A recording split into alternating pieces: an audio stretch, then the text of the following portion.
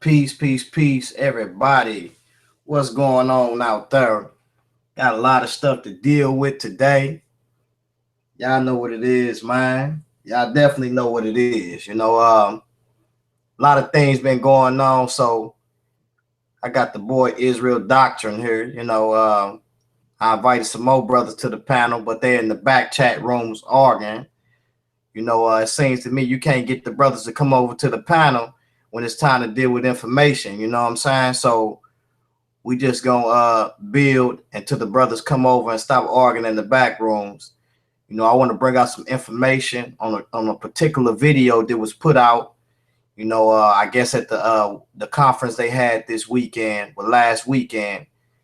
We're dealing with Sonnet and them and the comedics, basically, or the Nile Valley movement. First things first, I definitely think that it's a lot of information out there. It's a lot of garbage out there, that need to be dealt with. Some of it is science, but for the most part, a lot of it is philosophy and belief. Once again, a bad philosophy and belief. So we got to definitely deal with a lot of that information. It's not going to be really hard to actually deal with it. It's actually easy. I seen a lot of questions asked in this particular video, and one of the brothers that asked a question that was not answered properly by Ngozi, that I felt that he should have responded a little bit better and should have answered.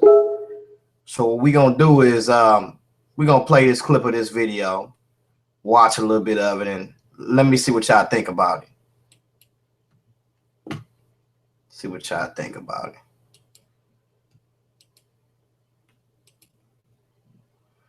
Jump to this real quick. No fucking obvious, nigga thought we came from the bottom. This is the problem. This is the problem. We got too many people. We got too many people dominating this conversation like this. This dude is just loud. He makes no sense, but he's just loud. Okay, do we got any scientists or biologists? I'll tell you what school you go to. Go down to that campus. I want to talk to a biologist. I want to talk to a biologist. I want to talk to a biologist. Over there to the Department of Biology and see if they get a fucking platform at your university. You obviously have no platform because I got the mic. I got the mic, bro. So about you having a dress wearing. Now you want to get mad? Oh man, you got a biologist? You got one? Now, first things first. As y'all can see, it's kind of heated on this corner, or whatever these brothers at. As y'all notice, I just paused in on the brothers. I don't know if the brother, he got on a dress or whatever the case may be, with some skinny leg tights on. Now, said he brought out, the information about what the brother got on, and asked the brother, was he a biologist and what school he go to, and for him to take his behind on his own platform. So it's evidently this conversation between evolution, which they say is science, is a big problem within the community. Not just dealing with the Hebrews, but also the RBG brothers, and some of the people that's in the Nile Valley movement. You got the Amara squad, you got a Team O.s.i.r.i.s. These guys have been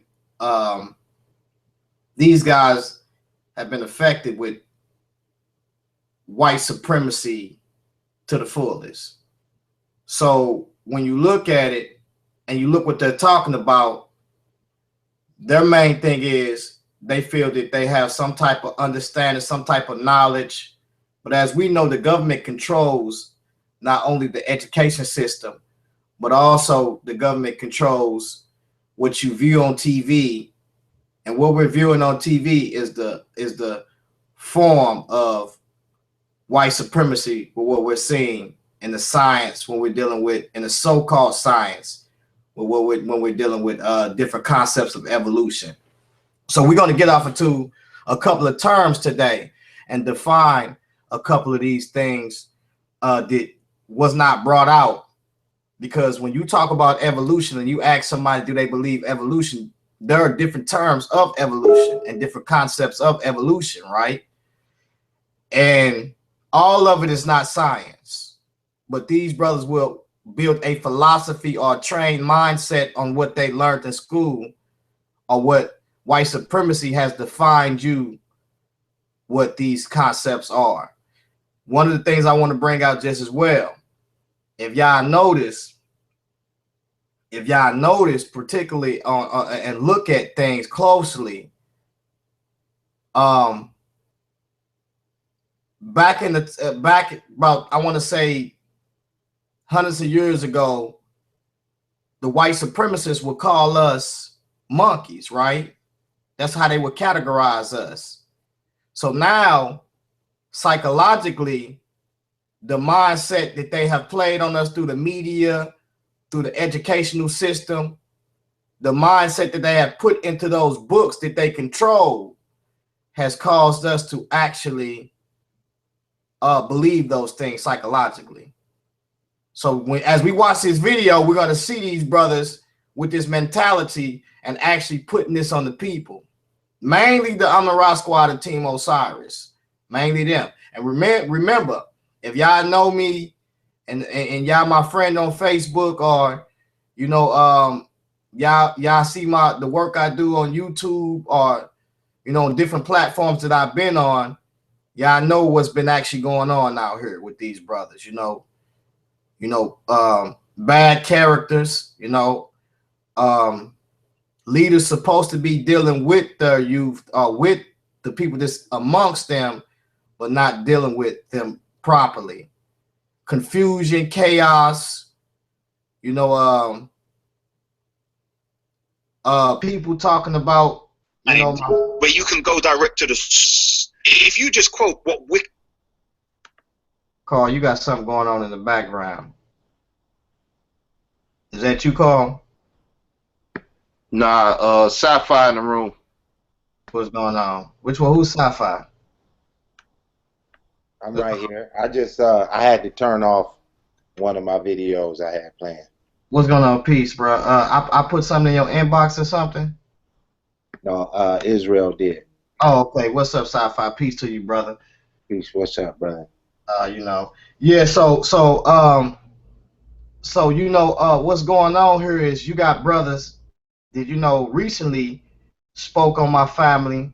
You know what I'm saying? Did a lot of crazy things. You know, in Team O.s.i.r.i.s, about, I want to say about 3 of them brothers did, for the most part. You know, those know who they was out there. Made a couple of threats to me. You know, these are the brothers that we're seeing now, that's in front of the media. You know, Unc is affiliated with these people. Unc never called. He got my number. He never called me to address the issue. You know, one of the brothers, I believe, named Offset, tried to address the issue, and we had called Israel Doctrine to address the issue. You know, when I did the show, because I did a show about the brothers, but I had to take the show down because, you know, the brother was like, man, you know, take that show down. You know, so I received what he was giving to me, so I took it down. You know what I'm saying? Because it wasn't profitable. No, not, you know, as far as dealing with the community, and you know, it was a lot of stuff that was said that I should never said there. You know, that I take back. But for the most part, I want y'all to key in on this, because white supremacy is in the community. It's being talked about in the community. Now y'all talk about us dealing with the Bible, but the Bible ain't telling you come from no apes or no animals. The Bible's not dealing with you like that. So let's watch a little bit more of this and key in on this. Can y'all see this? Can you see this, Carl? Yeah, I can see it. All right, let me hit play. Because we got a loud talker, but we ain't got a biology though.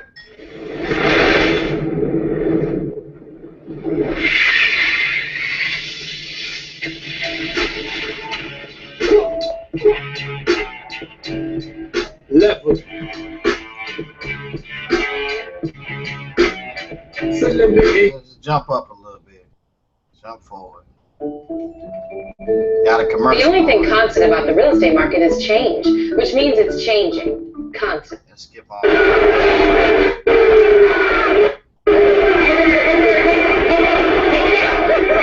You know what? Hold on for a minute. Is this the video? Hold on. I don't think this is. You probably hit that fast forward button. Yeah, that's what I did. Hold on. Let me jump back real quick because I didn't hit something. And they call Let's jump. unto life. Alright.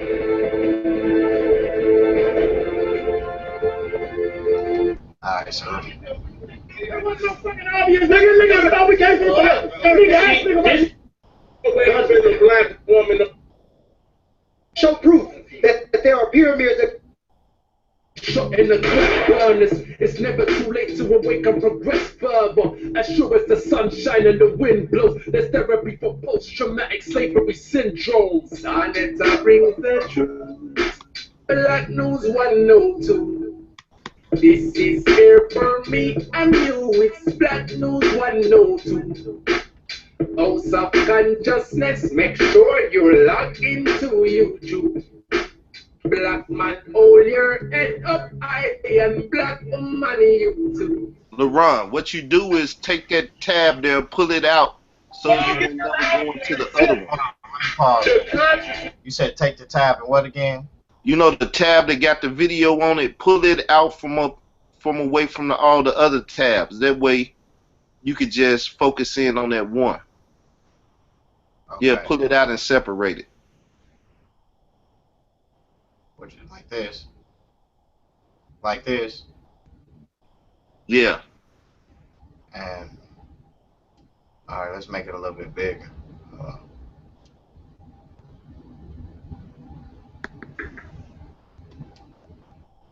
Like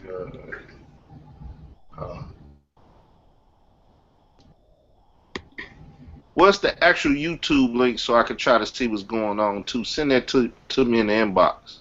Alright, let me get it to you real quick. No, yo, to this video hangout. So my video hangout. Alright, let me go in here real quick. You said YouTube link or to get in the room? I'm in the room. I don't need that. Oh, okay. I'm not tripping. Yeah. Let me get to you. Hey, I don't see anything but like the world map. Yeah, we finna Okay, now I see the video. Alright, hold on, let me I mean, I see your screen. Don't worry about it, man. Just go ahead and Alright, I got that. I'm finna put it in your inbox right now.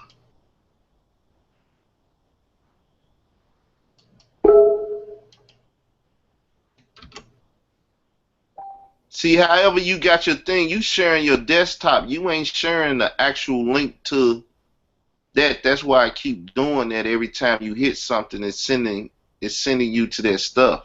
Okay, yeah, let me do that then so I can share. You gotta go to that green thing with share the screen, and it ought to give you options of different screens to show. Alright, let me share.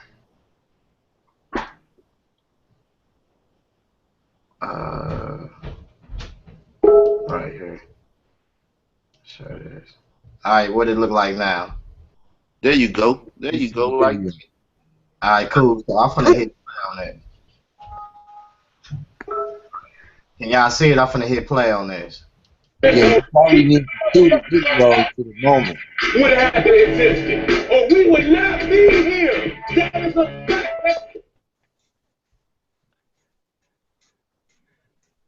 Bullshit. It has always been a black woman. primates don't have those, which means that we evolved from. It's never too late to awake and progress, bub. Which means we always had a supreme consciousness. Now you bring that to me, but we didn't have that consciousness. Man, it's your question. Do you have proof or a method to show and prove? Do you have proof or a method? I understand. understand you say consciousness, right? Do you have proof or or could you show the methodology or show proof that there are pyramids that go back 65 million years? Not off what you believe. No. I'm not cut you off. Go ahead. Before you came, I put it up on my phone and I showed them the article and the pictures of 65-million-year-old pyramids that are factually documented to have been found. And another thing I would like to say. And let me stop right there. Now, as we see, we had a brother Pharaoh on here, right? Now I don't know this dude, but he said we got these pyramids, 65 million. I don't know how he dated it, you know. So that's very important. That's very vital. Whenever you hear somebody put out a statement and give a large number of how 65 million or 10,000, you always want to know what is the dating method. How did they date it? So you always want to go to their source and you want to look at it and see how they dated.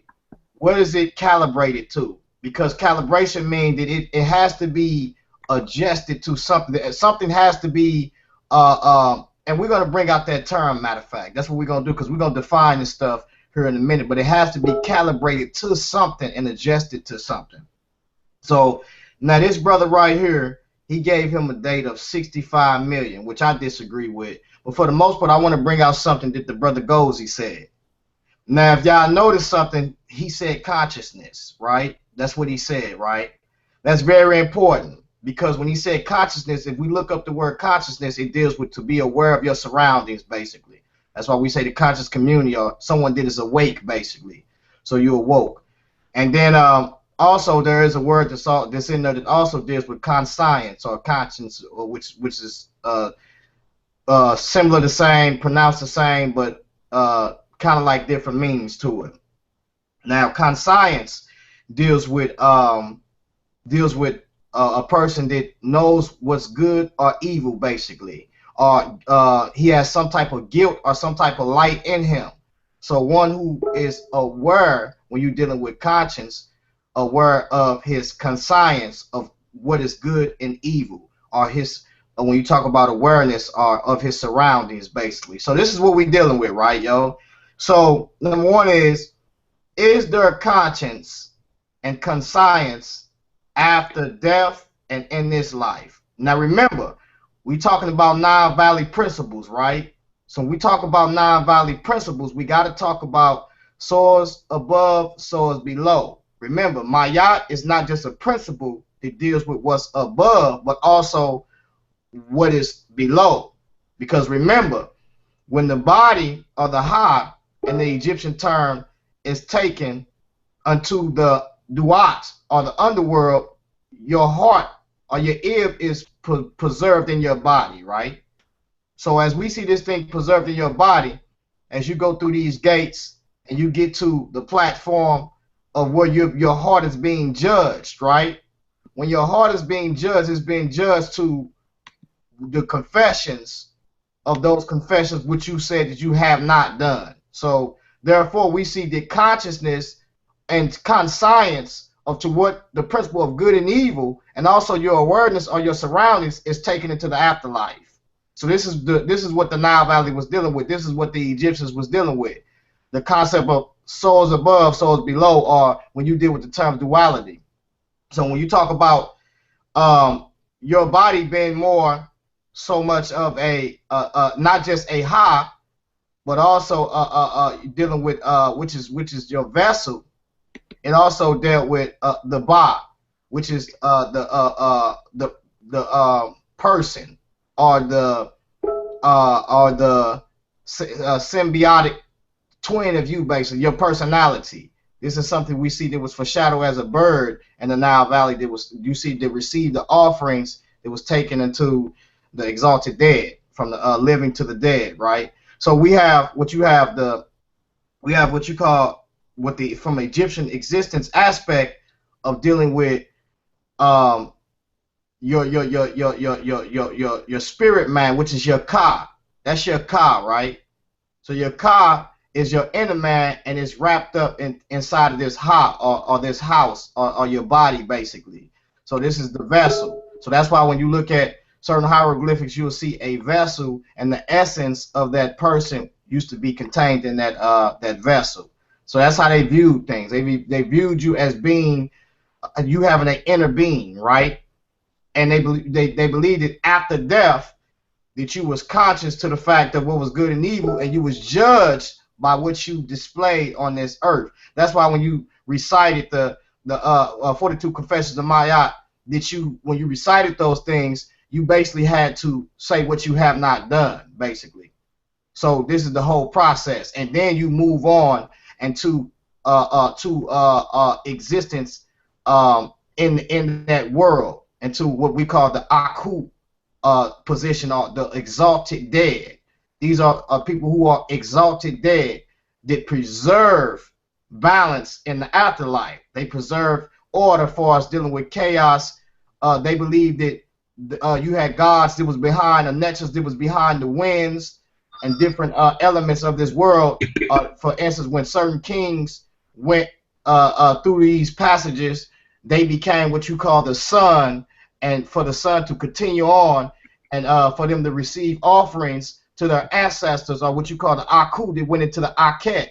So these exalted dead went into the Aket, which is the primordial mounds, or septepi of the beginning, and they are the ones who actually preserved or brought forth those things on a daily basis, far as Gib, Newt, and all of these other things. They was personified by these things, and they took on those elements to bring people in occurrence with that. So they preserved those things in the afterlife. So that's what we're talking about, consciousness, right? So you heard them deal with that. So I just dealt with two terms, and I brought it out from an Egyptian aspect of when we talking about existence, and that's not even the whole of it. You know, it's just, that's just some of it, because when we deal with the Shatu, which is in our modern tongue, which is the shadow, which is the twin of the man just as well. The Shatu deals with the shadow, and what that is that is the twin of you.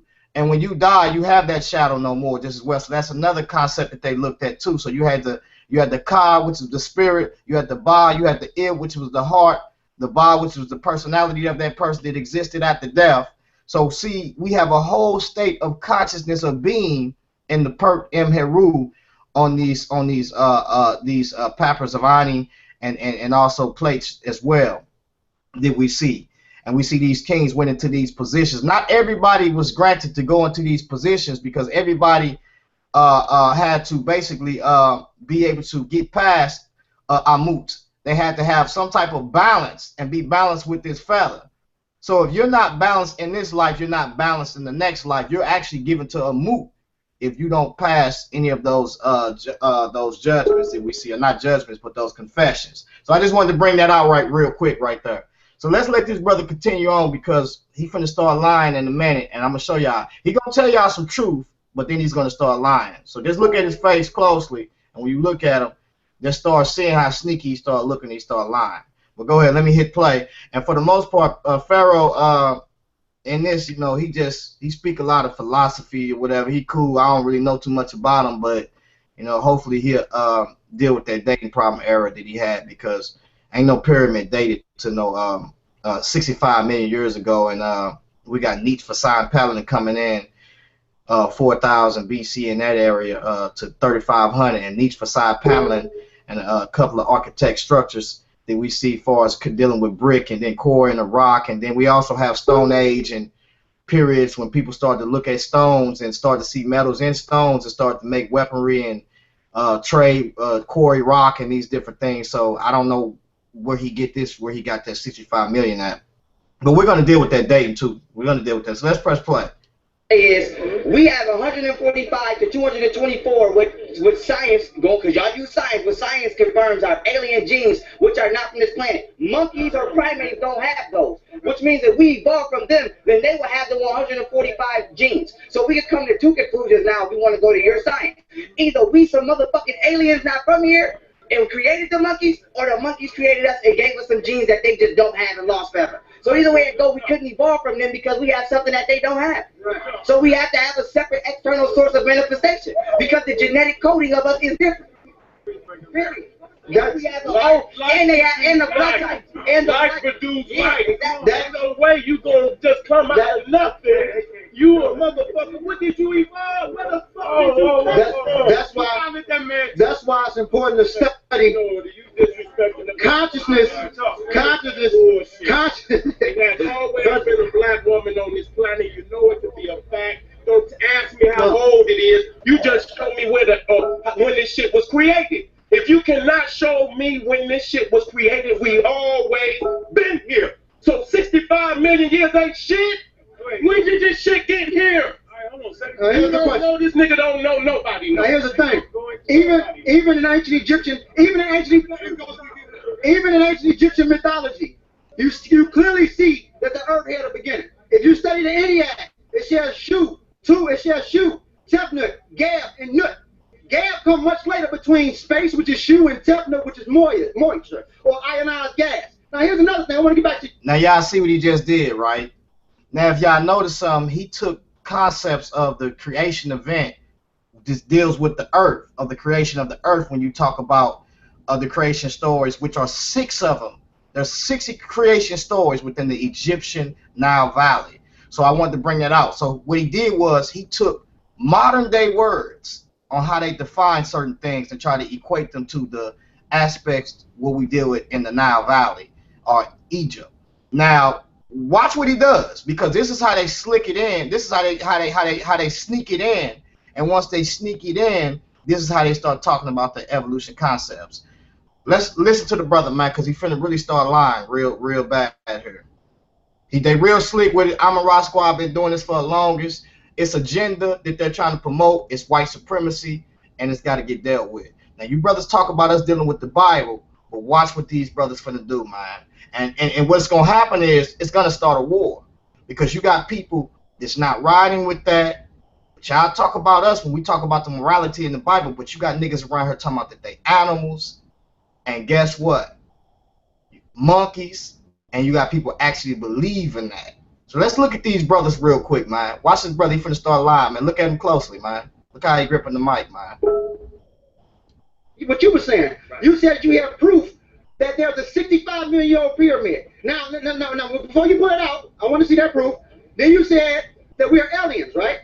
I didn't just say that. Oh, no, what did you say? I said that if we evolved from monkeys, why do we have 145 to 224, what science confirms as alien genes? Because if that's the case, then the monkey would have it too. What scientist said that? And let me ask you a question. Let me ask you this. What scientist said that we have alien genes, and why is it that the African... Hold on, Doc. Let me just say this. Hold on, look. Before you say, let me just say this. I want to go back and forth with you.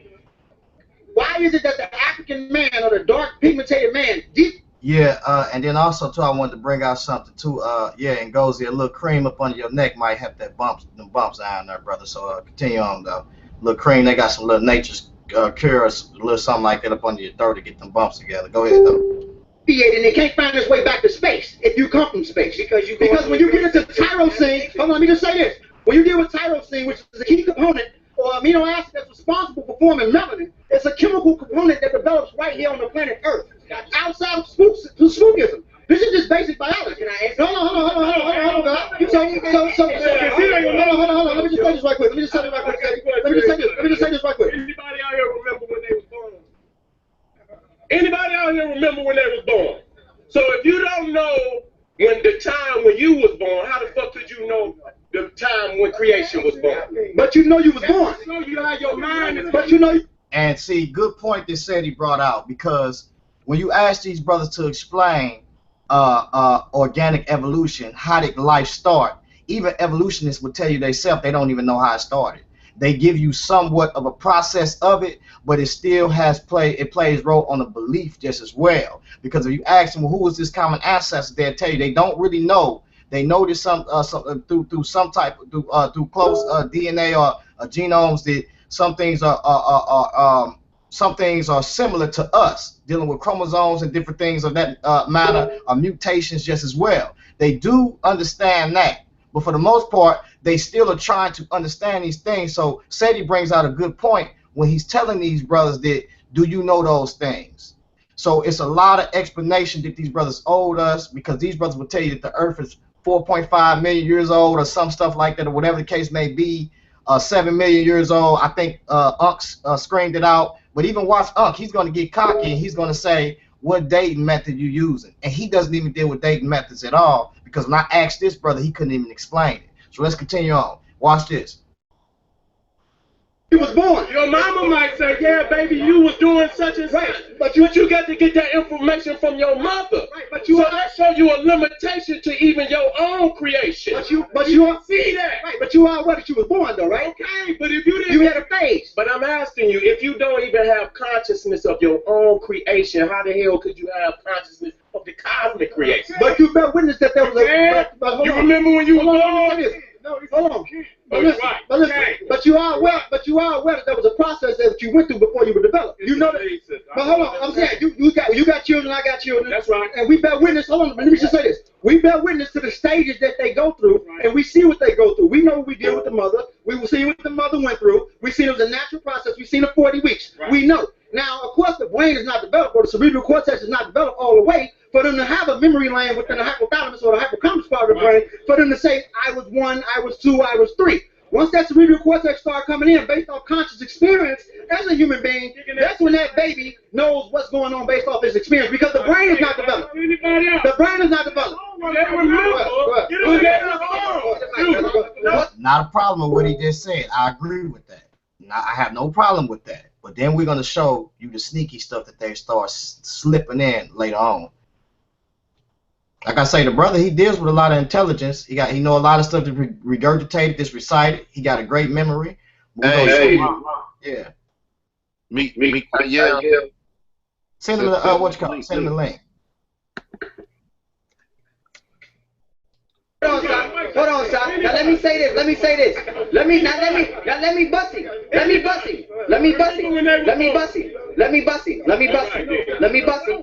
Okay.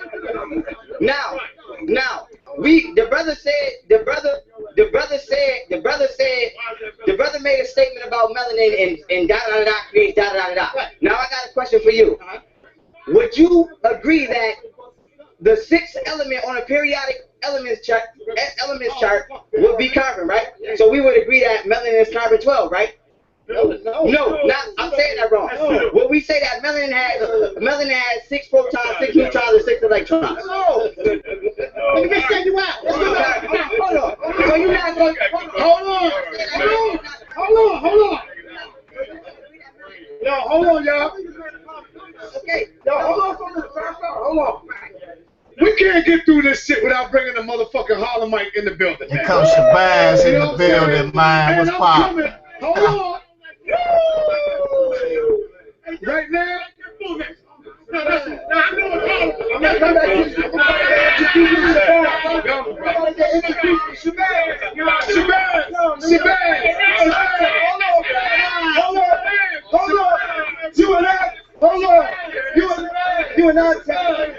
You in our town. Welcome to New York City, motherfucker.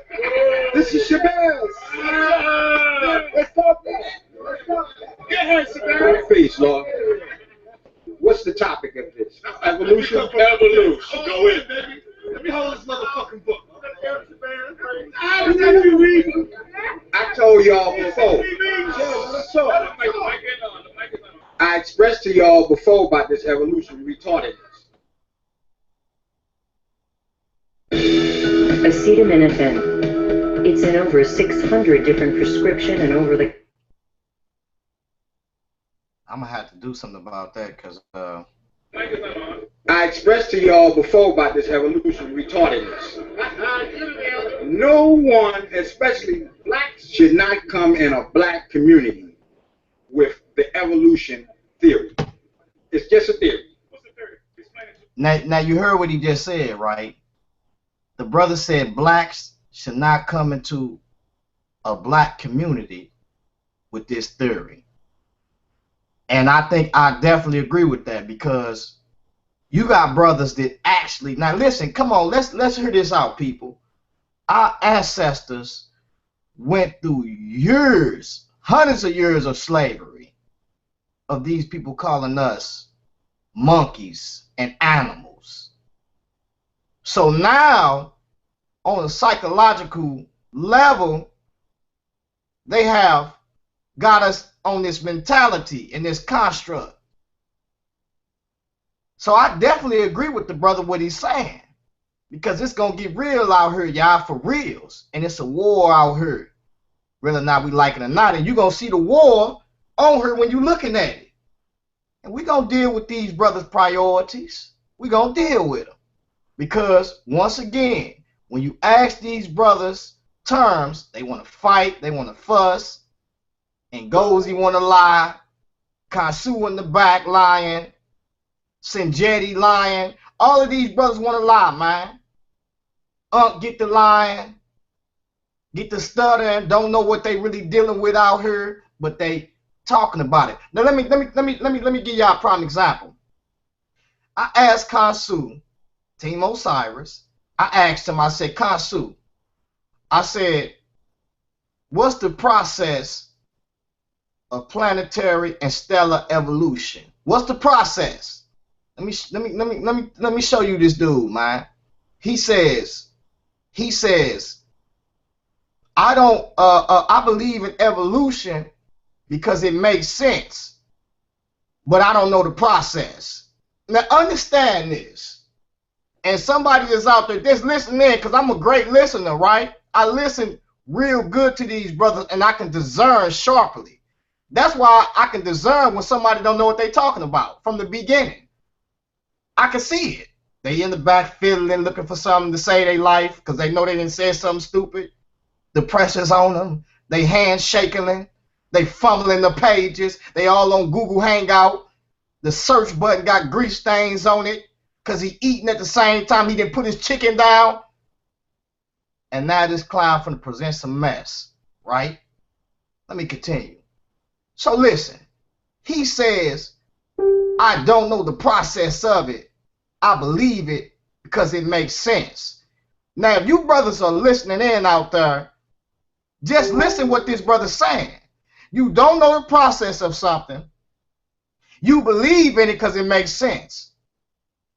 If that don't sound retarded, I don't know what is. It seems to me you have agenda rather than actually research. And Kansu, he's smart on some things, but the majority, when you're dealing with this evolution thing and the concepts of it, you might as well put that down and walk away from it, fam. Because it got your mentality messed up. That's why these brothers in the back rooms acting like animals. Because they've been taught that they animals.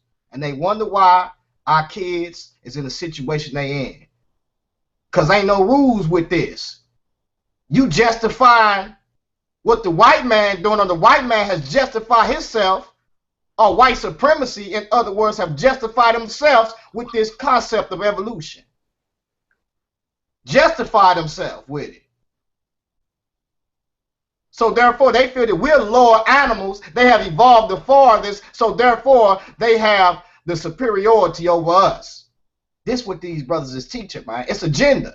I don't know if they told these brothers they was going to give them a role and position, if they keep talking about this to the fullest and promote this, but that's what it seems to me, because they all in the communities with it. Like I said, nobody addressed the animal-like conduct that these brothers have displayed towards my family. Unc hasn't addressed it. Kansu sat there and looked at it, never said anything about it, and then threatened me because I get mad and get in his behind for not being a leader, because he's old enough to be one. The brother Cameron Garfield talked about my family, and Gozy talked about my mother. But watch this brother on here, though. Intelligent brother, but don't got enough sense to respect who they call the black woman, which is God. See, intelligence must come with balance. And if you got intelligence without balance, then you don't deserve that intelligence. Because you could take that intelligence and do wicked things. And that's why you see white supremacy suppressing us, because they have intelligence, but they don't have a strict conscience or conscience. Let's continue on. Some things shouldn't just be brought to the communities. Some of us need to take our kids up out of school, because this is what they teaching our kids. This is what evolution teach y'all. Survival of the fittest out here. Some shit that y'all made up to justify the bullshit that y'all show us. There is no monkey First of all, the ape, the gorilla, the orangutan, whatever y'all want to call that nigga, he only been here 6,000 years. That Neanderthal and all of that shit, save that shit. Because we don't come from none of that. Here we go with the technology again. It's not entertaining technology. Now listen, Unc in the back, y'all, talking about what dating method you use to get that. Now, why would this brother be screaming what dating method you use to get that when this brother don't even know how the dating methods actually work? We're going to define some things, and we're going to deal with these brothers' priorities in a minute. Let's watch, continue on a little bit. I'm only dealing with actual facts. There is no date for the original man. We've been here so long, no one has a record of keeping time. Excuse me. Now look, he said that it is a date for the earth. We're going to see how he going to prove that. Hey, LeBron. Yeah. When you going to have the group thing, man? What group thing? Will people start talking with you? Let me do what I got to do real quick, call, and then we're going to get it in, man. But let me bring this out real quick, man. Because this got to be brought out. Give me about 10 minutes at least until I can bring this stuff out. That cool? Because when I invited these brothers to come in here, these brothers want to sit and chat in the back with them other brothers. You know, so. All right, well, I would just ask. Give me 10 minutes. Check it out. Let him have his time. Because he wants to be a star. Fallen. Check this out. What date did the earth start? I'm talking to you because you made this statement. Oh, okay. Yeah, right. That's, yeah. How many jars you shake to get that, nigga? Yeah. All that after the fact shit. We the gods. If the deportation of the moon was 66 trillion years ago, and the earth was here and the moon came, you heard what I said. I said 66, brother. If the moon came from the earth, then your date of that time span that you're kicking is out the window. There is no scholar or scientist in astronomy, astrology, cosmobiology, or whatever the fuck you want to play with that's going to refute the deportation of the moon. And if your theory on your science of the earth is correct, I want you to tell me what planet was out there before the moon got there. What planet was in the position of the moon right now before the moon got there? The moon come from the earth and blew with it. How did it come from the earth? The moon came from the earth? Absolutely. How? Let's skip forward a little bit. Two perfect balls. Let's skip forward. Okay, so the thing is that it did break off based off components of combustion that was going in Russian when it was formulated with itself. It would have been a perfect. Let's get past this moon stuff. We gonna move on. Because you have a super subatomic particle called gravitons. So the thing is that you have those gas clouds that was all our planets is around the solar system. You know what I'm saying? Y'all niggas better get some spirit. I just want to make this point very, very clear. I want to make this very, very clear. The cracker coming at us. Hold on, wait, hold on. Let's get what we need to get. Do you eat meat? Let him go. Do you eat meat? I'm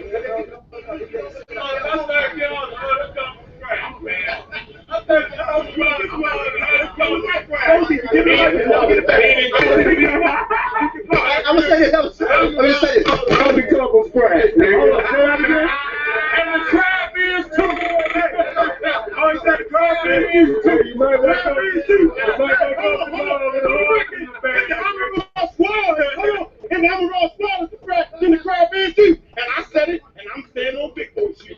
That's all. Now, all day. On the history. On the history. All day. I'm sat there. Hold on. Say what? Hold on. You want to speak on something on that? Israel? What's up? I'm just saying they talking that Mason stuff. That's why they was wearing them 33s that night in the of the election. Most definitely. Yeah. So we see what's going on, and we see that. I think something was brought out there by SETI talking about that. But let's continue on. That's all you wanted to bring out about that? Israel? Yeah, that's all. You know. All right. You know what I'm saying? So while y'all fighting the white man with motherfucking spirit, I'm gonna fight with science and motherfucking. Show me one African. Now, you hear what Unc said, right? Now, if y'all look at these brothers, man, you got brothers that say they're gonna fight white supremacy with science, right? It seems to me that these brothers are in our communities of what you call nothing is practical about them. What do I mean by that? You said you're gonna fight with science.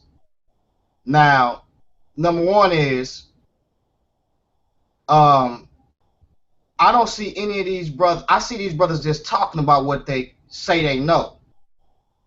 Ngozi deal with biology, but do he know anything about biological warfare? So if you're going to say you're going to fight with science and you're going to put forth this practical science, or you're going to say you're going to study the body, you would think you would be doing something like a doctor or something. But once again, we got the same thing that's going on in the churches where people want to speak and get paid about their people rather than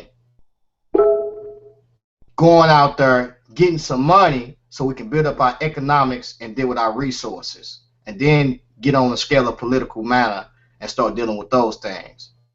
So these brothers have Team O.s.i.r.i.s, Ross Park. Yeah, man, everybody loved us. We was in the house. Is that what it's about? Is it really about helping your people? Is it really about empowering your people? I understand you have to raise the consciousness of the people, but it seems to me that you brothers got agenda. Now, them then went and started dealing with the shoe gang, providing clothing and different things for the people. Much power to that. I'm with that. I think maybe they should stick to the shoe gang better than the information that they bring in if they're going to bring it on the level of white supremacy. And that's what I'm saying, even dealing with Ngozi. Unc is a retailer. He didn't come up with that shoe too. I know everybody probably heard him and thought that, but at the same time, it's another African American gentleman that came up with the shoe. Unc is just pretty much, he not even a wholesaler. He. Oh, okay. Cool. But even with that, he's still retailing or whatever he's doing to get him some money in his pocket, and hopefully he helping the community with it. Ngozi. I don't know what to really say about this brother, man. No practical knowledge. We have to get to the position. LeBron, can I just add a little something to your conversation? Go ahead, brother. Okay, so the premise, I guess what I've heard, in some aspect, you guys have had some going back and forth with each other, right? Yeah. A couple accusations made and so forth over the information, right? Yes. Okay, so then with that, now the egotism that this knowledge type of thing brings out, it happens to all of us. I done got all kind of dudes, online in various chat rooms just talking about information where they get so upset that they want to fight you and, all kinds of stuff, right? Mm-hmm. And, I'm like you. I come from a biblical perspective with my knowledge. And though I don't know you personally, in that aspect, I heard your show, I heard you speak, I know a little bit about, some of your position. And then we have all these various people, such as Israel Doctrine and a couple of other people online that we all communicate, not necessarily like me with you, but me to them and them to you. And basically what I'm saying is this conscious community is kind of interconnected for the people who enjoy to, do the blog talk shows and the YouTubes and various things. So as I'm sitting here watching your breakdown on the video, which I've seen this video, um, I can understand where you're coming from as far as them bringing out their knowledge. You know what I mean? And I could sit here all day and critique any kind of comedic knowledge in the aspect of, from the Bible perspective. And I'm sure they would, be prepared to debunk whatever I say. But as I'm listening to you, you can tell that there is a certain type of,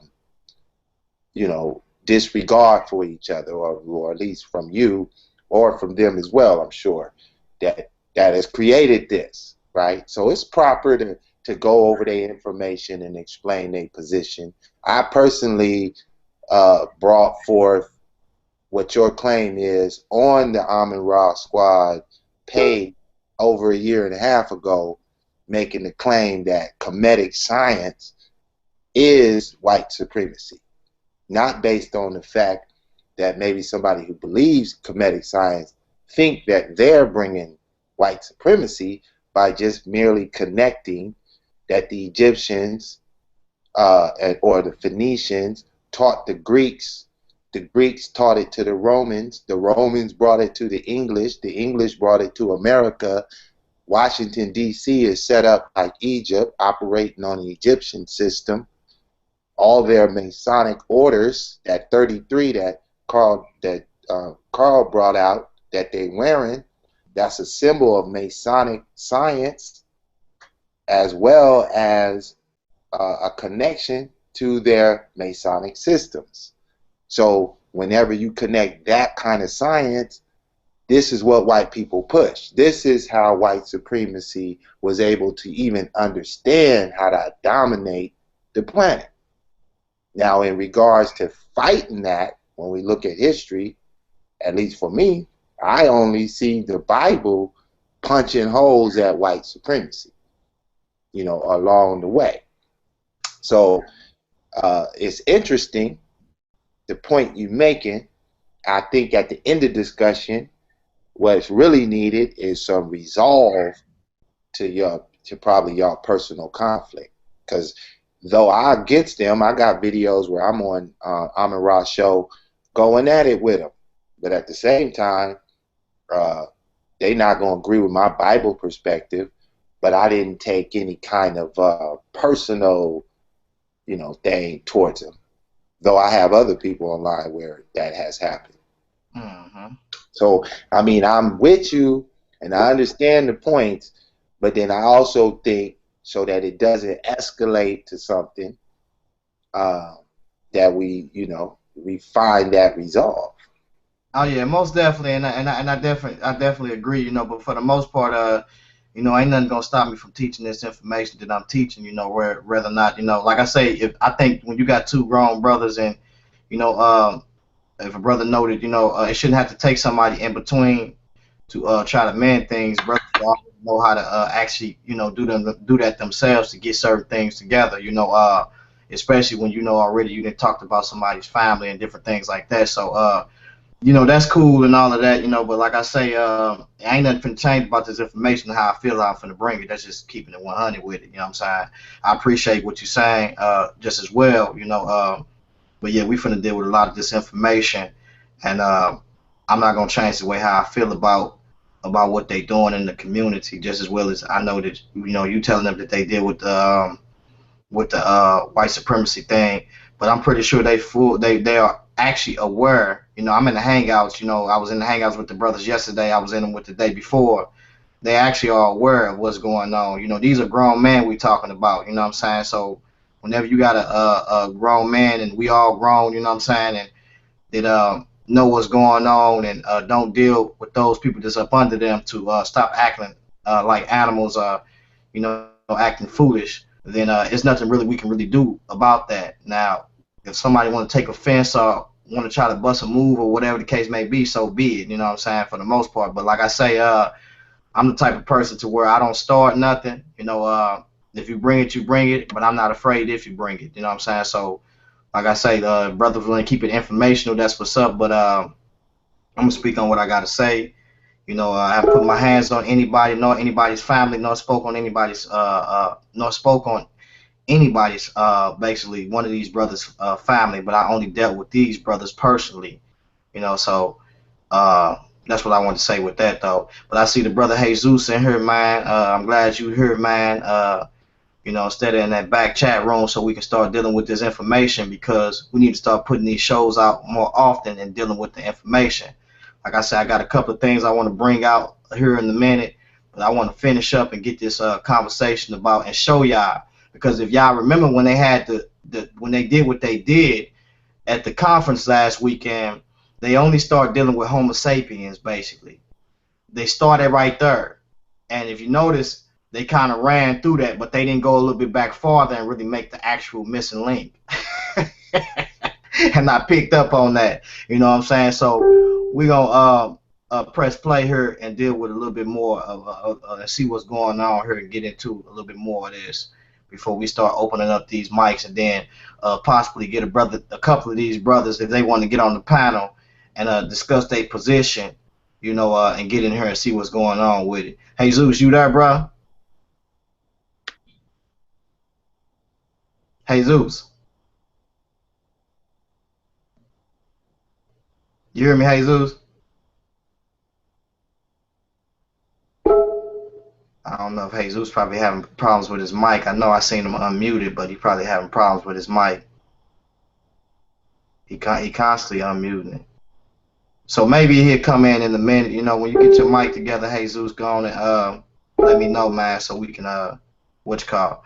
But yeah, brother King Yeshaya, and I don't know if they want to get in here or not. I ain't sure though. But and also Yahweh, man, you know, I don't know if them brothers want to get in here, but you know, if y'all do, you know, it's all good. So let's I can't hear you, Jesus. Come back in, man. Go back out and come back in. All right. So let me continue on and share my screen. And can y'all see my screen? Yeah, we can see it. All right. It's just back beside you just done. Yo.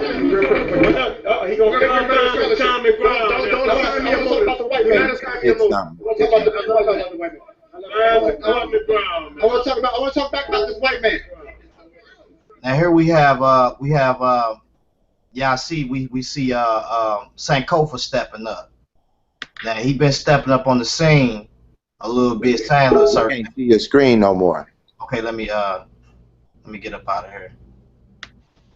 She's on.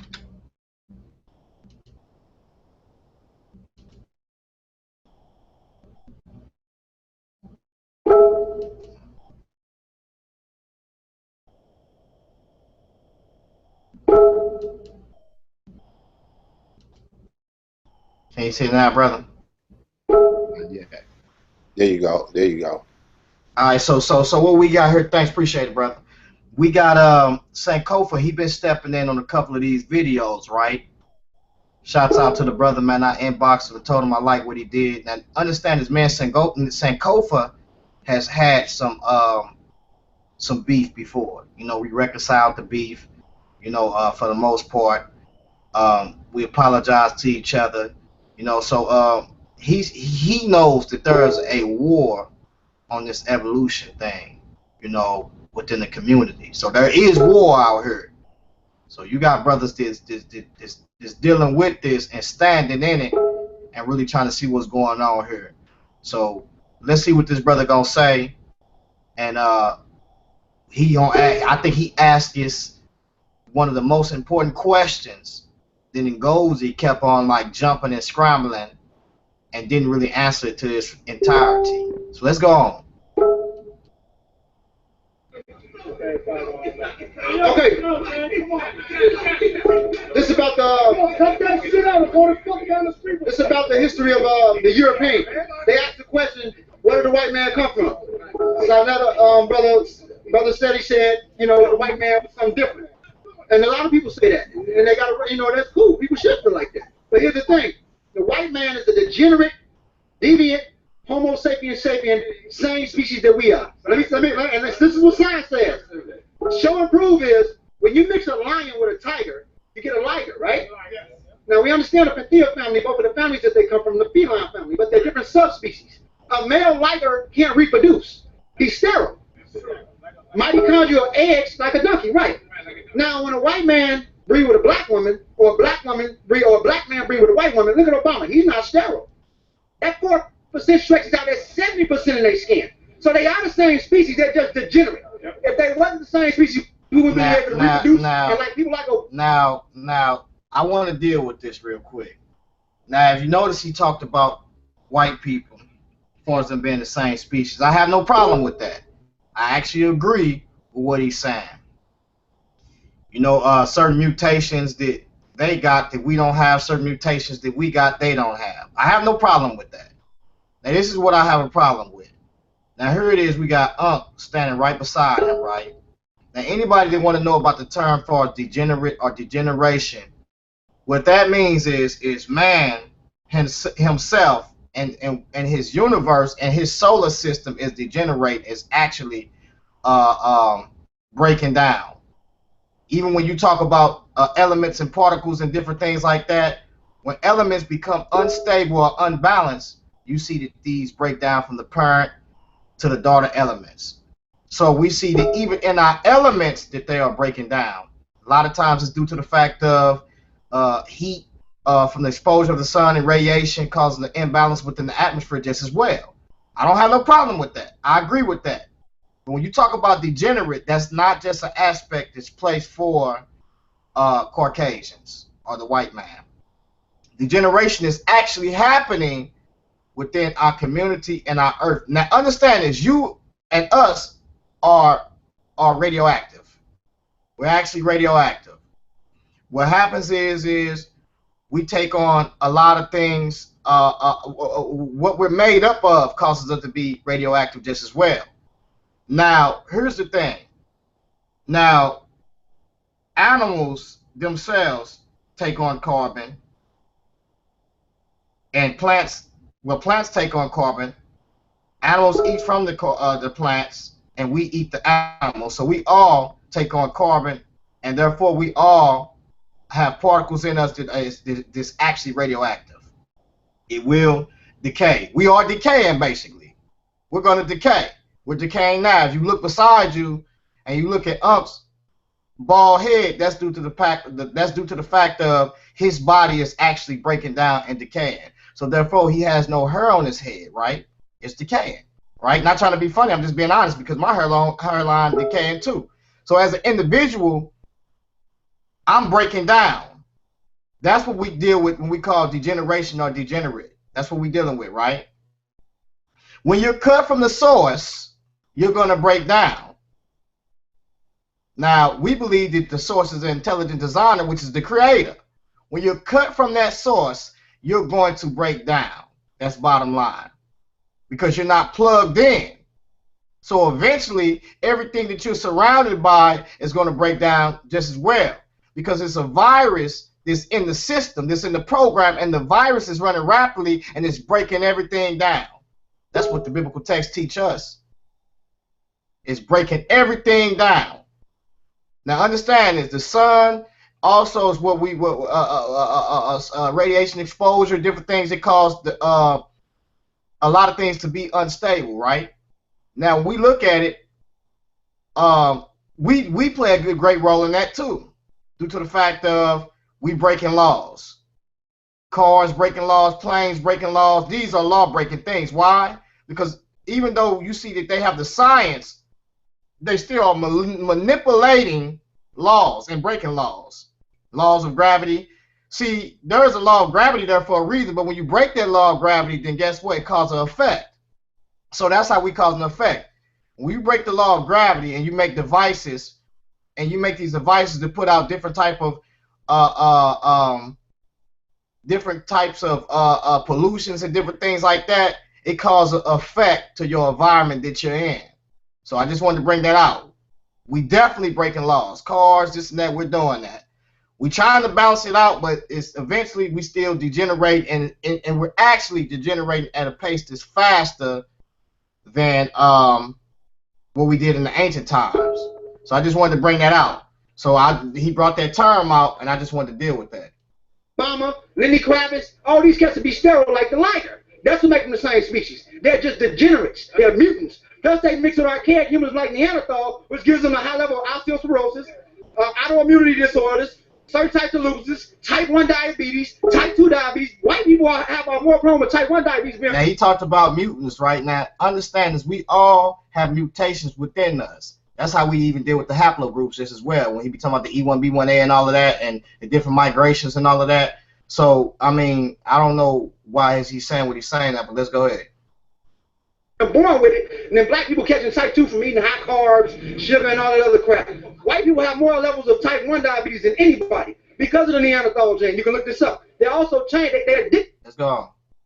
Oh, man, I didn't hit something else. Acetaminophen. It's in over 600 different prescription and over... no, that was a commercial. I'm going to have to get it. Right. Now, and I see you're very astute in your knowledge, and I respect. Now, this is the part I want y'all to key in on. Because he's finna ask this brother a question, and he's telling him he respect him. But key in on Sankofa, because he finna ask this brother a question, and this brother is going to divert and jump so many times because he really don't want to deal with what he's really dealing with. Watch this.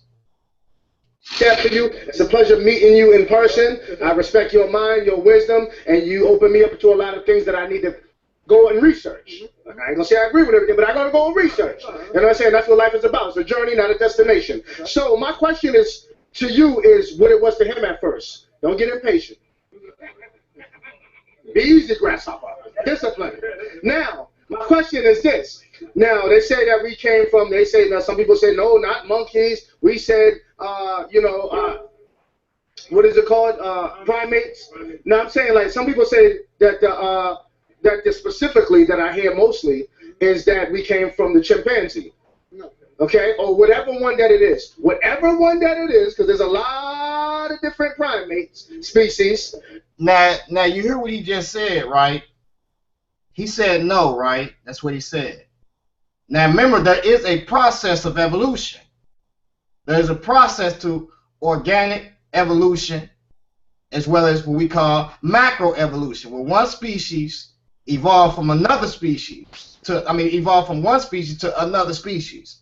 So when he asked him a simple question, he said no, y'all saying that.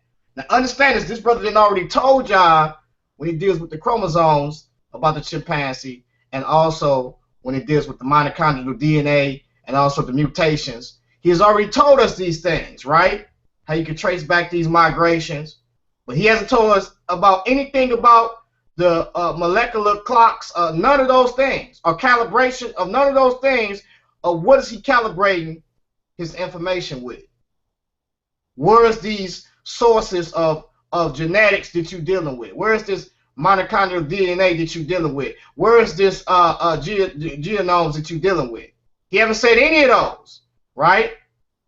We know that the chromosomes within the ape and also within the chimpanzee is close to man, right? We know that. 46 when I'm 48, right? So we know that. But here's the thing. He's being dishonest, sir. He's being real slick. He just said no. Because on every picture these brothers show, they show, guess what? Man evolving from a chimpanzee-like species into where he's at now. Very important. Now, in order for them to have that concept, that means that the closest thing that we see that's close to man right now within the genomes is monkey. So what they supposed to be saying is that man actually evolved, as the process is stating, from the chimpanzee to where he's at now, supposedly. because that's the closest thing that's close to us now. So that would have been his last. That would have been the last process before he actually took his stage to where he at now. I could be wrong, but we're gonna see if he's gonna answer that. Let's go. How come these species are not evolving into what we are now? And if not, what stopped it? What caused it to stop?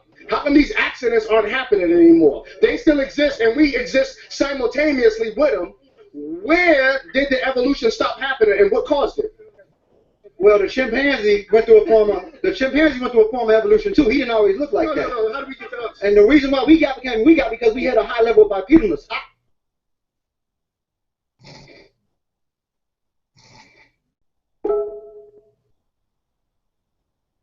Come on, man.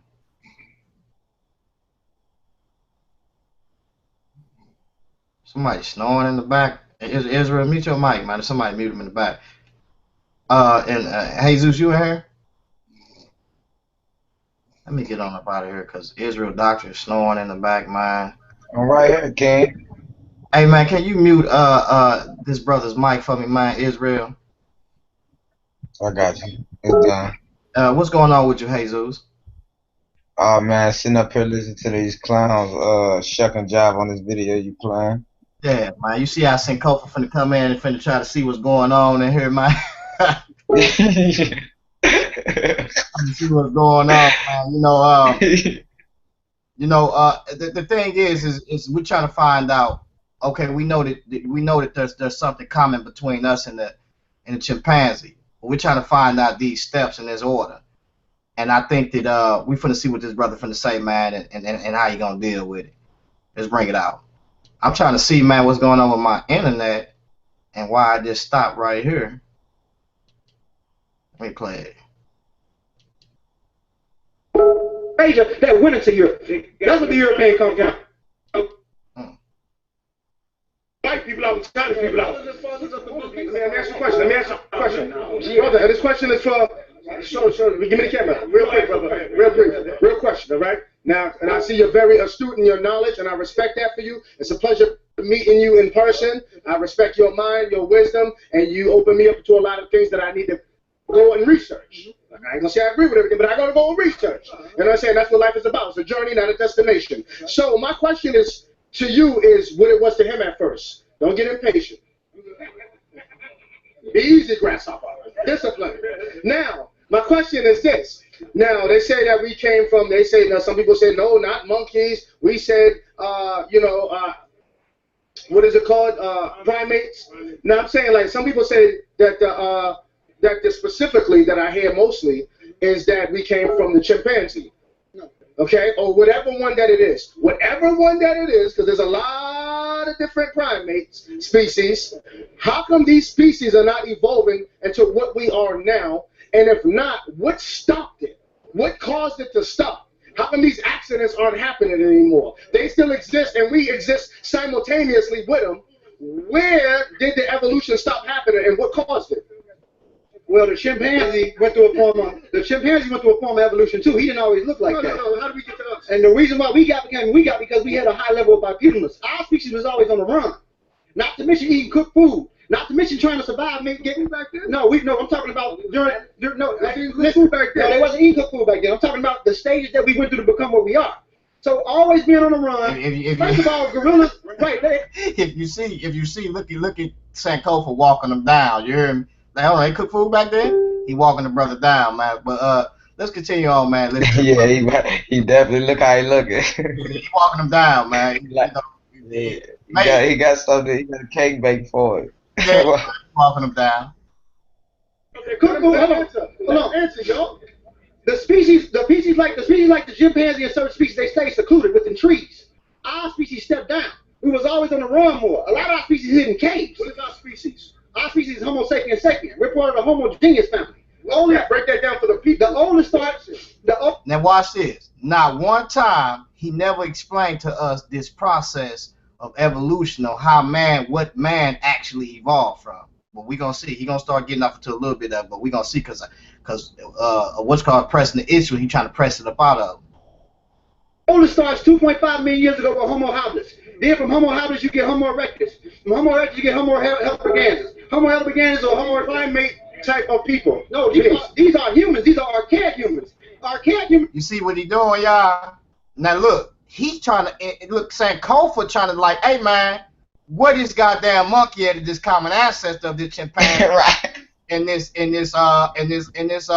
man. Where is that? Right. Look at his brother. Look, he's steady chewing the gum. He doing a shuffle. He dancing around. Let's continue on, man. He ain't said it yet. James Brown, man. Yep, he ain't said it yet, but understand this, these brothers always depicting these pictures. I promise, yo. I promise. Do they or do they not, Jesus? What you talking about as far as, yeah. You always see them depicting the pictures of evolution of the stages and the processes of. Yeah. And as far as these brothers not realizing that we're supposed to be the missing link, like these brothers don't realize what they saying is the same thing than people who was justifying hanging us and lynching us. You know what I'm saying? Exactly. Based on this scientific study was saying. You get what I'm saying? So be ready. Be ready to bring out some more information. See if you can get your holiday in here. And tell Lex, man, to quit playing in that back room, man, and come on up here, man. Tell him to stop playing, man. Go ahead. It starts 2.5 million years ago. You had primate genetics in your DNA. Most African Americans got Neanderthal genes. You said no. You didn't say Neanderthal. I said you said you see him? You see him? He's steady dancing, y'all. Look, Sankofa trying to like, let me get to the bottom of this, man. Yeah. What's going on, man? He's steady dancing, y'all. He playing the lingo. I mean, this brother is dancing. Watch this. What did you say you had? Neanderthal. That's a human. You said you had monkey, right? No, Neanderthal. Now understand this. Now this brother just said he got Neanderthal in him, right? Now watch this. Could that be why this brother act the way he act? Why he act out and cuss people out and talk about people's parents because he got this percentage of Neanderthal in him? Right? Yeah. Like that's like what's going on. That's what it. And I think that's why he be making them. Because remember, I was talking to the brother and he started cussing, and I said, "Wait a minute, brother." He said, "That's the Neanderthal in me." I said, "Oh, brother, see, you got to stop that, man." Now he putting it in perspective, right? He done paid his 50 grand, or however he paid to go to school and get watered down. And ain't even, white people got enough sense and the decency to actually go to school and be a teacher for what they going to school for and get paid for it. You feel me? Yeah. He got the information right, and he want to sound smart to the black people, Team O.s.i.r.i.s up and Amara Squad up, but in reality, he ain't really for our people. Because if you could sit back and talk about somebody's mom, right, or talk about their family, trust me, hear me what I'm saying. Would y'all want this brother to babysit your kids if he talking about other people's family members? Definitely not. Hell no. Hell no. Because them be the same people that have no natural affection for kids to be the same people that molest your children. That kill your family members and do all types of derogative stuff behind your back to your family, right? But this is the people y'all pay to have to speak to y'all. Brothers with no integrity, man. No integrity. No integrity at all. But let's continue on and listen to this brother, man. You said Neanderthal. Okay. Now, when you say Neanderthal, break down for the people. I know what a Neanderthal is. What a Neanderthal is, why aren't you not calling it a human? What is a Neanderthal? And if we are subhuman people, why do these other creatures exist and they're not evolving into us anymore? Here's the thing. It's simple. Hold on. I'm going to ask you a question about what Neanderthal is, God. Neanderthals. Whoa. Light skin lives matter. Neanderthals were humans. They were archaic humans. They wasn't Homo sapiens sapien. They were Homo neanderthalers. They were humans. They're only 0.12% difference in their genetic variation, meaning they're 99.7% similar to us. Most human beings are 99.9% the same. Only point one. Oh, hold on. No, I'm gonna explain. No. Humans didn't evolve from Neanderthal. We come from a common ancestor. No, let me just say it. Now look at this. Now look at him. He keeps saying we come from a common ancestor, right? Right. But notice white supremacy never told us who this common ancestor was, nor is he telling y'all right now. So is he got a bad philosophy going on? Is he got some type of belief going on? Hell yeah. But then when we talk about the Bible, this brother got a problem with it. They want to go in, Team O.s.i.r.i.s want to have classes on the Bible. Whole classes on the Bible. And they over there teaching white supremacy.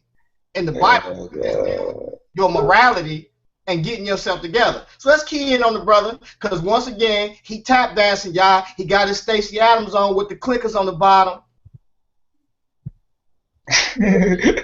Homo heidelbergensis gave birth to our species and Neanderthals. Homo heidelbergensis was an African early human that gave birth to us. The ones that studied Africa went through Homo heidelbergensis, Homo rhododendronsis, Homo sapien adultus, then Homo sapien sapien.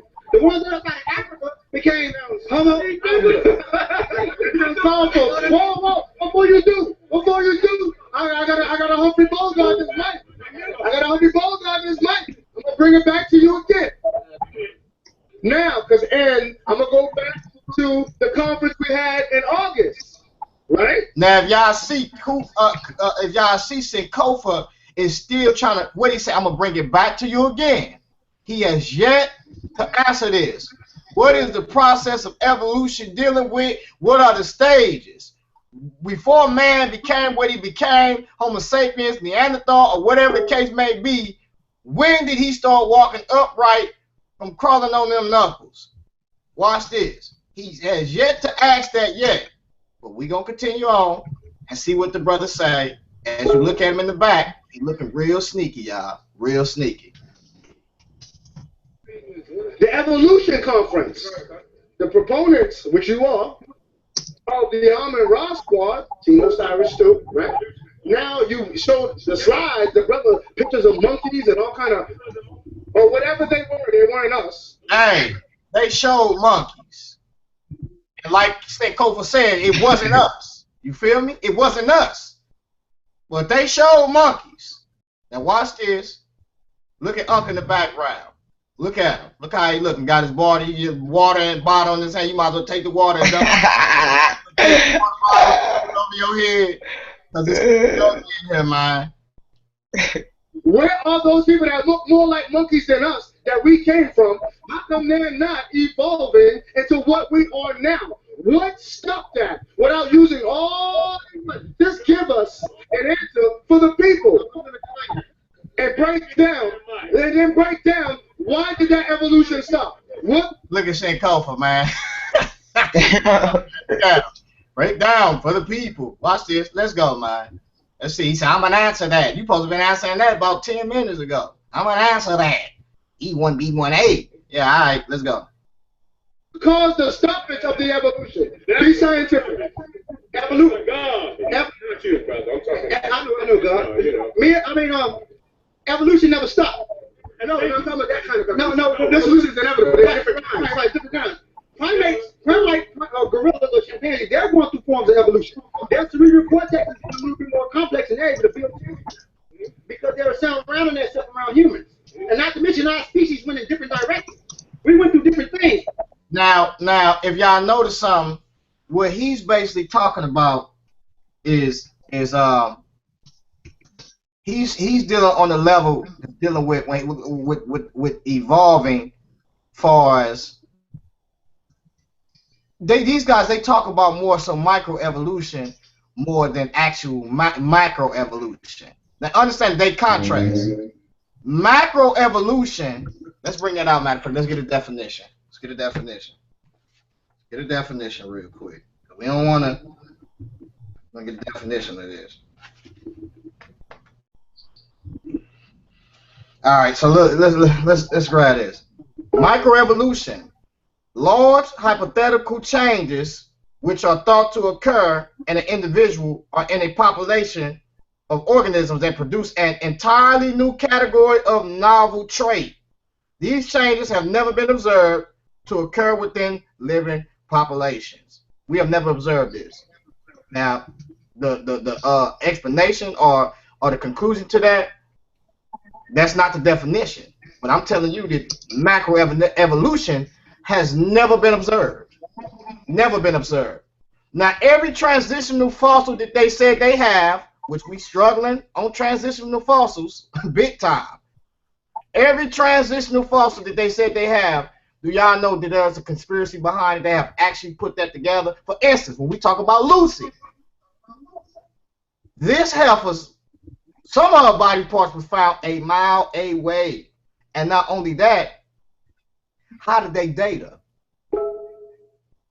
They don't want to deal with that. How did they date this sister? They actually reconstructed her face. Now, if we would have did some stuff like that, it would have been a problem. Somebody got to mute that mic. I got an echo in the back. It would have been a problem. My bad, bro. That's me, bro. That's my bad. So we got people reconstructing faces, making things look exactly like a monkey, ape, whatever you want to call it, primate, because these are the things how they define us. This is how they define us. Remember, they evolved the farthest. So let's go. And your definition. Let's give you a definition of microevolution. Small adaptations within the population of organisms which allow a certain trait to be expressed to a greater or lesser degree than before. Variations within a given category. This is regularly observed to occur within living populations. Microevolution has actually been observed. Most of these things that we see of microevolution deals with poor diet, or either not just even the poor diet, just diet itself and also climate. So you have diet, you have climate. So we see small also mutations that take place and variations just as well.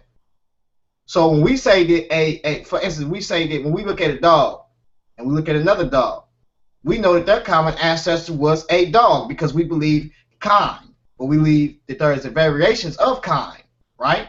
Everything came forth after its kind, but there is a variation of those kinds. And then due to climate and also diet, things change. But it don't get for the better. It's just scrambled information and also lost information, because that's what takes place within the DNA, dealing with the climate and the diet. Either you're going to lose some information or it's going to be scrambled. But for the most part, you're definitely going to lose some information. So therefore, it adapts to that environment. But for the most part, it's not gaining any information. It's still degenerating. It's still throwing particles. It's still breaking down. It's still decaying, regardless of the fact. Let's continue on. So watch this. So we broke down some definitions for you. Let's go. For example, when you look at chromosome 2 in modern humans, chromosome 2 fusion, 2A and 2B is fused together. Technically, we have 48, but it's infused to become 46 chromosomes. What happens is that our species lost guts to gain more brains, because our neocortex, which is the new mammalia, or the larger part, which is over the cerebral cortex, got larger. So human beings have to think more to survive. We was always running. We was always bipedal. Compared to chimpanzees, they stayed in trees. Or gorillas stayed secluded. Evolved from what? Now, if you notice, he said we lost more to gain brains. Now, it's a problem with that. Because number one is, like I just told y'all, we're breaking down. We ain't gaining nothing. We actually breaking down. We degenerating. That's why we living in the world to where we're trying to actually come up with resolutions to cause us, or supplement to cause the body to actually live longer. That's why we studying and we're racing for a cure, because we know that we're breaking down, and guess what? Everything around us is breaking down. Because what? Climate and diet. Climate and diet. But let's continue on. And another thing we need to realize is, just as we see that these brothers say that they dealing with the science, the scientists have a scientific theory to get, well, not scientific theory, a scientific philosophy to get rid of our behind and decrease the population, because they know that there's only 3% of this earth is populated, or that can be populated. So therefore, there's 3% of this earth that can be populated, and we're using up all the resources, and there's more people that's coming into this world that's actually dying, then guess what? Somebody gonna have to preserve those resources for themselves before they degenerate. or they're gonna have to make artificial food production, which they're trying to do. Now understand this, every time man try to resolve a issue, once he try to resolve it, the calculation is not precise, because if it was precise, there wouldn't be no side effects. Why are there side effects, and the side effects is actually worse than the diseases, y'all? Why? Because man cannot fix what he has caused. He can't fix it. That's why he's trying to have resolutions for it. See, you never get this type of talk with the Amara squad or Team O.s.i.r.i.s. They never talk about the conspiracy that's going on to depopulate this earth. Starting with African Americans first. And then not you got people deciding with them for a game and for to be set up with these people, these blacks. So you got agents out here. But let's continue on. You want to add to that and say something, Jesus? When you want to get in, you can say something anytime. Yeah, I got you, Ken. I want to say this real quick, man. That when a lot of these dudes quote this stuff, and if they give you a source on it, it's gonna go right back to the people that hate them. You know what I'm saying? And that's it's just no beating around that. It's no beating around that bush. You can't cut no corners. Can't buck dance on that. When they ask them for a source for this stuff, they're gonna send you right to the same person that say that say they're inferior, that calls us inferior. So, you know, it is what it is with these brothers, man. You get what I'm saying? Actually, be on the like, let the viewers know, man. Be on the lookout, man, because we're gonna be putting together some powerful information, and be going into it and be stripping down all this nonsense. You know what I'm saying? With these bones, and you know, we get back down to the nitty gritty. You know, and these brothers get to getting disrespectful. You know, they don't let the information you know what I'm saying, take the course of the conversation. They let emotion, you know what I'm saying, guide their conversation and their thinking. So we definitely gonna be putting together some powerful information presented to the people, and we're not gonna be doing it in no private hangout like these brothers like to do. So people won't get edified. These brothers are self-edifying, gratifying, you know, pleasuring, glorifying people. So we don't want to deal with those kind of people. You know what I'm saying? We want to bring the truth out and let the truth speak. We don't want to deal with that old just I think theory and you stating it as a fact. Your theory is fact. No, we don't want to deal with people that think like that. Exactly. We want to deal with people who actually open-minded and not closed off to new information. So that's what I want to say. Yeah, because we about to deal with a couple of these definitions with these, so we can get off to this dating thing just as well and show y'all about what's going on with this dating thing. Right. We all, what you mean? Us? Where did we come from? We had to go there. Our ancestors had to go to evolve. What did we evolve from, and why did the other species start? Our species and the chimpanzee split around. Our species and the chimpanzee split around 8 million years ago. So we were descendants from chimpanzees. Why? No. Why you? Now you see how he throwing. Now you see how he throwing those dates out 8 million years ago. That's what me and him got into it about, because I asked him, what is your dating method and how did you get that? And he went berserk. Now, I've been asking this brother this for a long time, and he's still dancing and prancing around. So let's go. No, I'm going to tell you what. You have what you have in your body to show and prove that we have a common ancestor. Just not chromosome 2, but when you look at your appendix, when you look at the way your cerebral cortex is functioning, the rectangular orbit around your socket, the way your nasal bridge is, the 5 fingers. Matter of fact, human beings have more primitive hands. The evolution. Now, why that dude just zoom in on Unc's face like that close? I don't know why, but let's continue on though. To stop, and why aren't they evolving? I'm not talking about certain forms of evolution. Evolution is inevitable. Even as humans, we evolve in different ways and don't become subspecies or different oddities. Now, I'm saying, what caused? Now you hear what Sankofa said. He said even we evolve in certain ways when dealing with microevolution.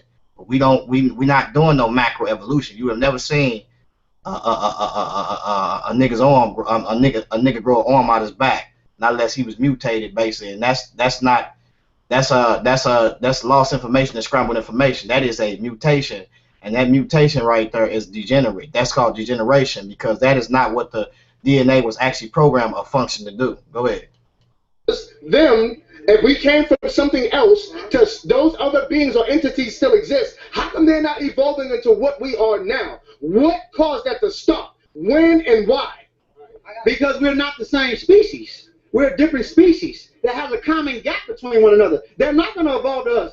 They're going to evolve into something else. What caused the evolution to take place, period. Pressure. Stopped it at a certain... Now, if y'all see, he's steady dancing, man. Like, he has not one time said where this process take place at and where we actually come from. It's like he's trying to get away from it.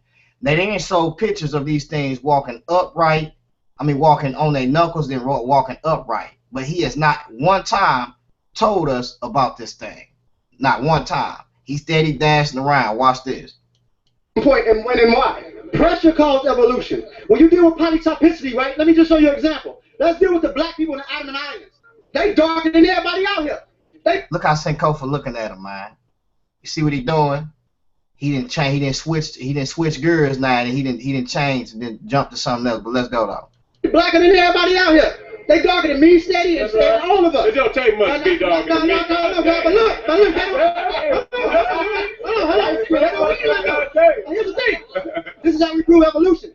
At the micro level, right quick. When you break down their genetic variations, they're not African. They're Asians. They're the first out of Africa.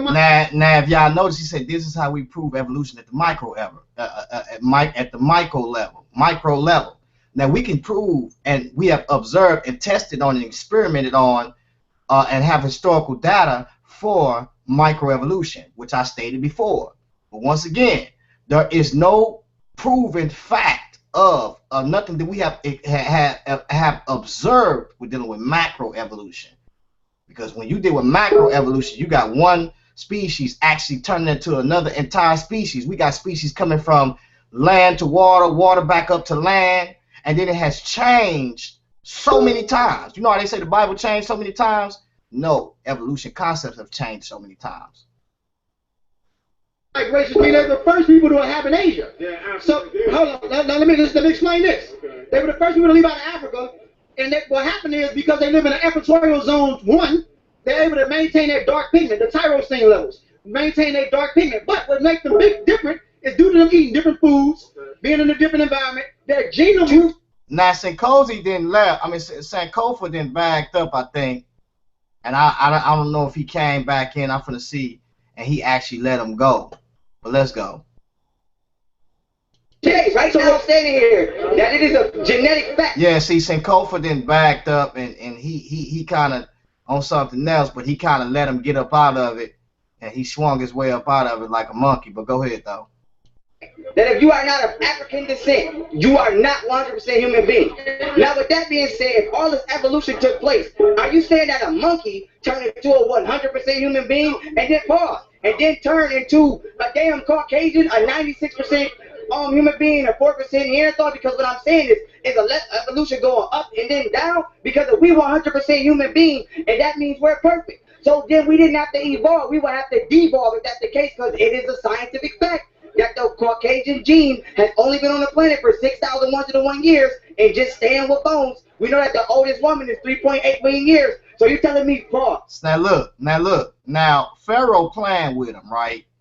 But Pharaoh really don't really know what's going on. He don't really know what he's talking about for real. He play with that. You see what I'm saying? Because that's easy to play with. So these brothers, Team O.s.i.r.i.s, they know who to play with and who not to play with. You know, they know who gonna ask the questions that need to be asked, and who to run from. So they said they gonna get at Pharaoh, but they already know you come this way, you gonna get slayed. She's been a 100% human being, or was she evolved into a 100% human being and then went down? So what I'm saying is, if all these monkeys or primates, whatever you want to call it, influence the... Let's see what the brother gonna say, man, because it's getting kind of... Acetaminophen. It's in over 600 different prescription and over 2 strands of DNA, we have 10. They Yeah, let's see what's going on here, man.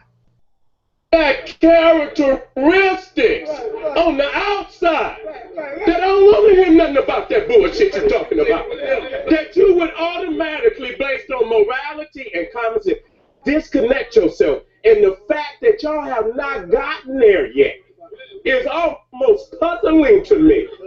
It is. Because you gotta, listen, it be in us sometimes. We don't know it. It be simmering. And then it act a fool on us and shit. And that's where we at. There's nothing alike between me and this Peckerwood. Nothing. I done seen the motherfucker. I got pictures. All right, so this cool, man. Let's see what these brothers. I think that's it ain't like I don't know if the brothers got to start speaking again, but like I say, they let the brother out the bag. So let's start dealing with what we gonna deal with. We can stop screen sharing now for the most part. Let's get on up out of here. Let's get on up out of here, man. Hold on, let me see, because I think what's called been asking. I don't know if I sent him the link. I ain't had enough time to. Let me get him this link real quick. Get on up out of here. Yeah, man. Hold on for a minute. All right, let's send what's called this link, man.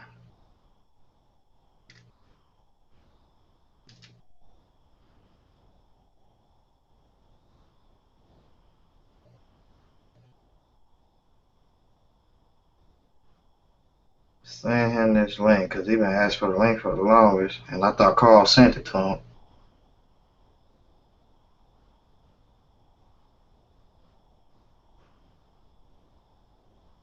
All right, yeah, so, okay, cool. So, let's deal with a couple of these terms and definitions, man.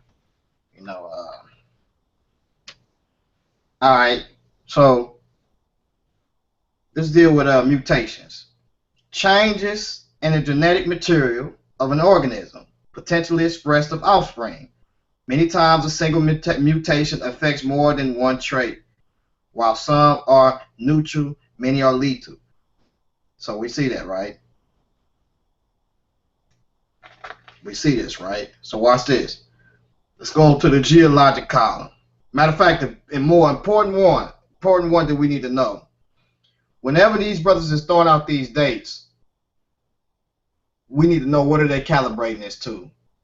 Is they calibrating it to the evolutionary theory that deals with the geologic column and geologic time scale, or what molecular time that they're giving, that they're getting, that they're using, basically. So that's what you want to know. So whenever you're dealing with, for instance, carbon dating.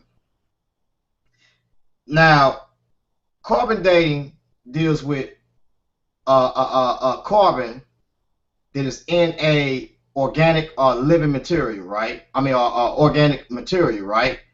So it is assumed that when a animal die or something die, or whatever organic material that was living, that it dies, that it basically decays at a certain rate from the parent to the daughter element because of the unstableness that's in these particles, and they throw particles so that they decay, right?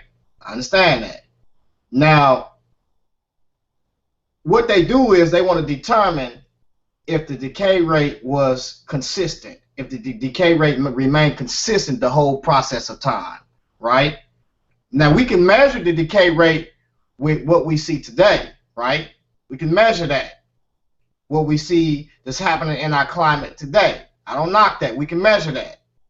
But when it comes to trying to deal with historical observations, which cannot be tested and experimented on because it's something that's historical, right?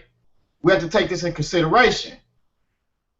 We cannot base our estimates off of current situations because in the past something could have happened catastrophic, or something could have happened where we call contamination, which contaminated the organism that you're trying to organic material that you're trying to test.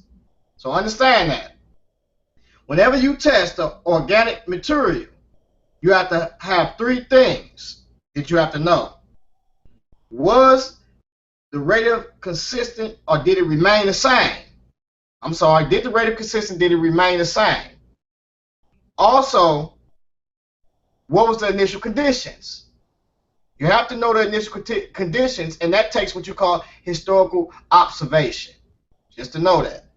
Now, all of these things really take observations. Historical observation is very important because there are some things that could have happened in the past, for instance, that could have took place, like contamination, which can contaminate a lot of the material. Dealing with water, certain elements that was in that area. All of these things we have to, the climate, all of these things we have to take in consideration, right? So this is what evolutionary, this is what the evolutionary theorists teach you. This is what they'll say. Let me define this. It's called uniformitarianism, which I can only say uniformity, but I just said the long aspect of it. So let's define that. The present is the key to the past. This is what your white supremacists in the 1800s and 1700s, this is what they came up with. In other words, the current things that we see now has always been happening, so therefore we can relate this, dealing with the climate, dealing with how things decay in the process now, to what we see now. Understand, this is how you date. This is how you date. The present is the key to the past. Episodes of dramatically different rates or character than processes possibly today have never occurred. Present processes are extrapolated into the past under the assumption that things have remained uniform. Now understand that. Let me break that down for you. The present is the key to the past. So evidently, in order for me to get an estimate or a calculation or calibrate something, I have to deal with uniformity. I have to deal with basically what I'm seeing now. Was it always the same in the past? The conditions of the earth, the climate, all of these things, was they the same in the past? And it has been proven that things in the past was not the same. For instance, we got the oceanic ridges in the Atlantic and oceanic ridges all over the earth that exposes some of the mantle.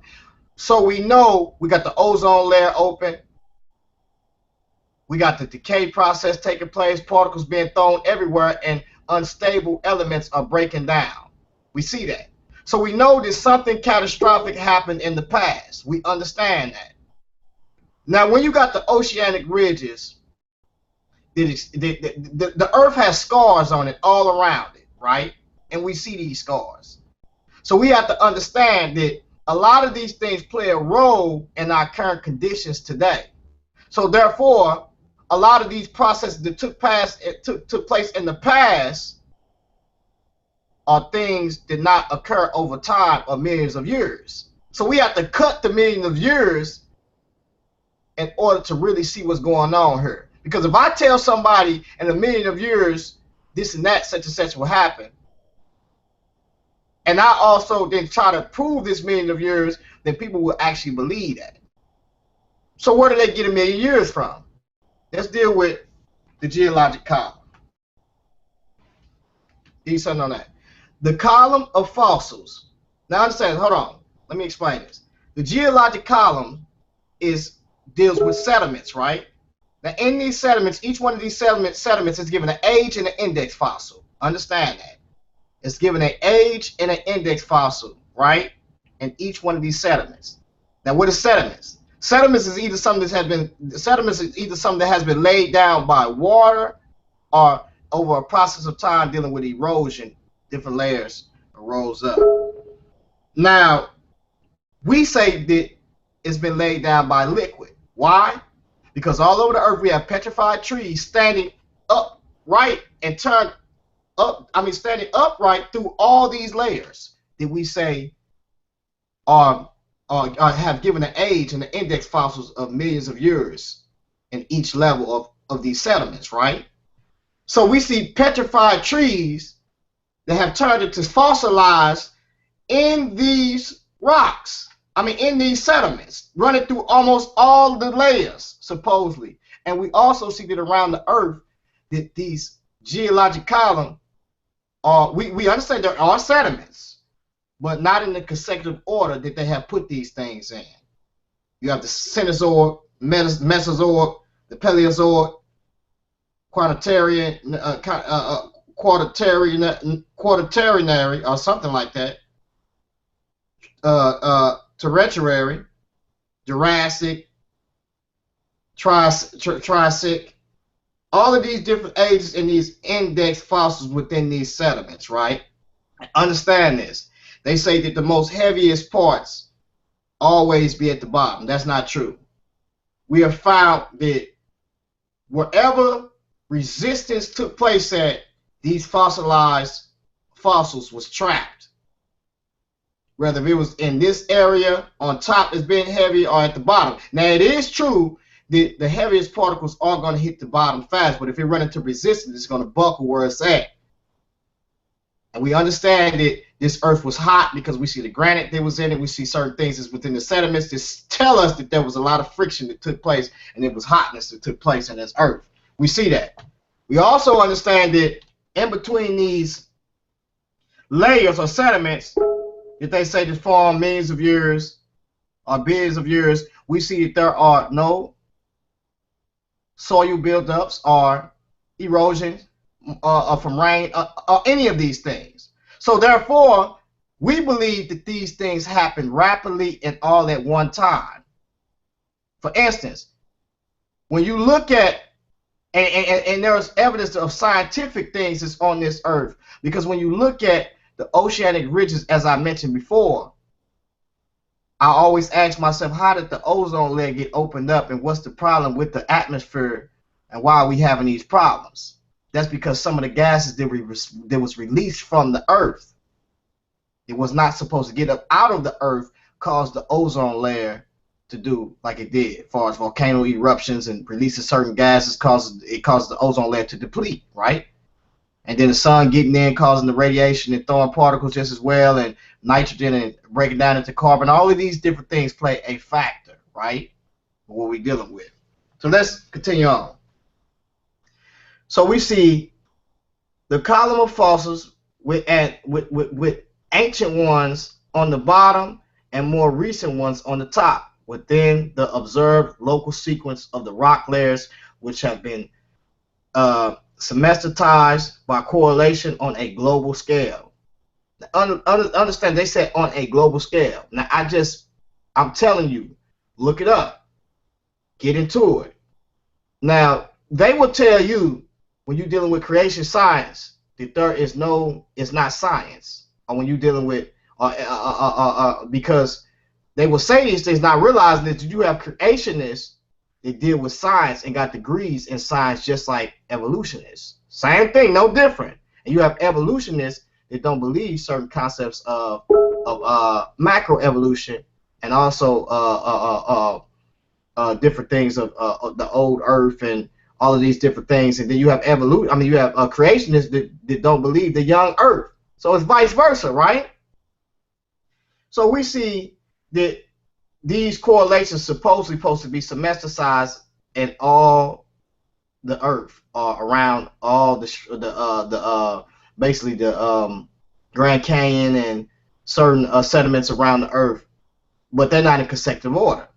You have some layers that are bottom layers on top of the layers that are supposed to be older than the layers is on this at the bottom. It's kind of weird, vice versa, right? So watch this. We see, it says, but as a trend on a global scale, index fossils are thought to be unique to individual eras, periods, and systems. The interpretations superimposed on the rock layer sequence is called the geological time scale and is linked to evolutionary dogma. Now, understand this. Remember we talked about calibration. So whenever these brothers come to you and they say about these dating things, right? Let me show you the process of how you date things. For instance, we have what you call carbon dating. We explained that earlier of what carbon dating is, right? Dealing with organic material. Explain that, how the process of it works. Do you guys know that they don't date rock by carbon dating, nor fossils? You didn't know that, did you? It has to be organic material that they date with carbon dating. That's the first thing. The second thing is carbon dating was invented in 1940s in that area. The geologic column was invented before then, or to talk about of the geologic sediments, the index fossils, which I don't deny there are index fossils, there are fossils, but to give them an age and a sediment is redundant. So then you have radiometric dating. Radiometric dating deals with lava rocks, certain types of basalt rocks and different things of that area that has, for instance, it has been very hot, cooled down, solidified, and eventually, supposedly, certain elements in it broke down from which I don't agree. The certain elements broke down in it from the parent to the daughter element. Now, this is the question that you have to ask them. What was the initial condition? What was already in that rock already? Was it argon in that rock already? Because they call it potassium argon dating or argon dating. Was it? But argon dating is actually calibrated by potassium argon dating, because remember, you have to have a stable date. You have to have a stable number to calculate. Remember, this is calibration. You have to calibrate it to something. So you deal with radiometric dating, right? It breaks down from the parent to the daughter element when a rock cools and solidifies after it's hot or molten, right? So it's supposed to trap either whatever gas or whatever element that was in it, and it traps it in there. Then there's a decay process. So the decay process, we have to ask ourselves, did the rate of decay remain the same? What was the initial conditions? What was in that rock? Was it lead already in that rock prior to? Because lead is an element by itself just as well. Also, was it contaminated? Contaminated is always a factor. This is with all these dating processes. Always ask yourself 3 questions. Ask them these questions. Was it contaminated? What was the initial conditions? And also, did the rate of decay remain the same throughout the whole process? There could have been a lot of things that could have took place. For instance, distilled water or hot water can cause a rock to decay or cause it to be contaminated faster than the rate of decay that they measure today. Remember, they're doing uniformity. They're basing their studies off of the calculations that they get today. Remember that. So it's actually an assumption. They would tell you that assumption is not the same as an assumption that we see it as scientifically. They're lying. It all comes to the same conclusion. You know, a hypothesis is an educated guess, but when you conclude, it still is a damn guess.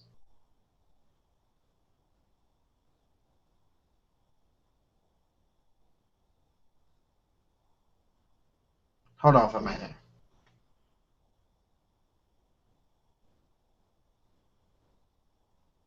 I don't know. He said some.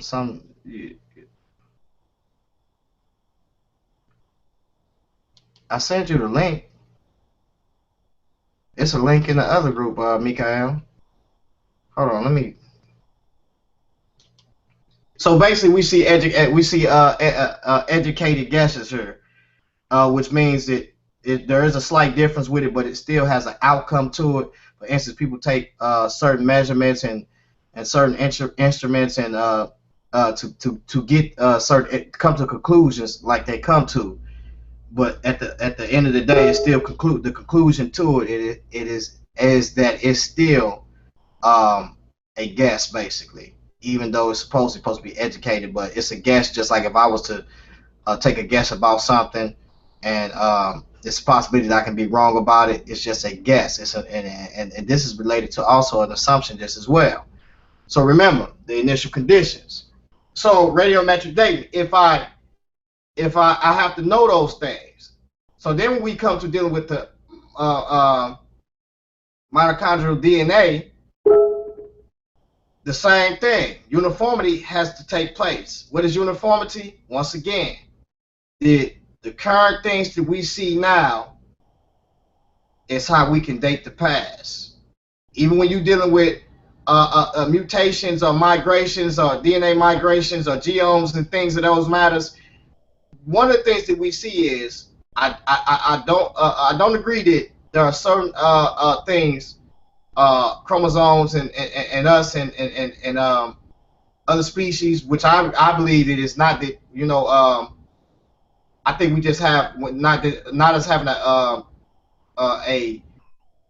we just having an intelligent designer, basically. That's how I want to put it. Intelligent designer that has put certain ingredients in all of us, this similarities in all of us, as well as when we deal with mutations and different things and different genetics that pass from us to our parents that we deal with when dealing with the human race. I don't disagree with that. I agree with that. There's certain things, genetics that's in us that we could trace back within our family. We could trace back mutations and all of that. But here's where it gets crooked at. The molecular clock or scale that they're calibrating with. They have given a time limit for how long a mutation took place from one generation to the next generation, right? There's a problem with that because when this generation probably had died out and then moved to the next one, or when that mutation probably couldn't, that person couldn't actually, died out from that mutation, or to the point to where that's if it was dealing with RNA, the RNA virus, RNA virus and different things of that matter, to where they probably couldn't suffer anymore. They died out from it, right? To that aspect, just simplifying it, right? So when we see these things, we see that we're basing it off of a time scale, molecular count, time scale, right? Clock, right? That's what we're basing it off of. That can apparently be, or that is apparently based off of uniformity, according to certain generations, or according to this certain time span is calibrated to the evolutionary theory or geologic time scale or geologic column. No different, the same thing, right? That's what they're basing it off of when you look at it. No different.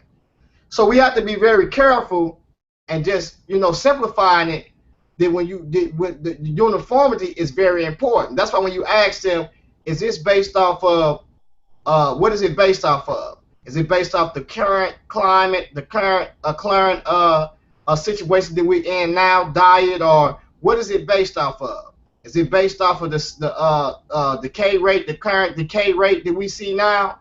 Did the decay rate remain consistent? Did those genetics, did those genomes within those people, did those mutations within those people happen, remain consistent over a process of time? Was it 40? I mean, sometimes it takes like 40 years for dealing with generations, and sometimes in the older times 10 years, 20 years. So it's or did that person, was that person dealing with a long generation? So it varies in that. So there's a lot of speculation, there's a lot of assumptions with that. And that's just on a scale of just simplifying it.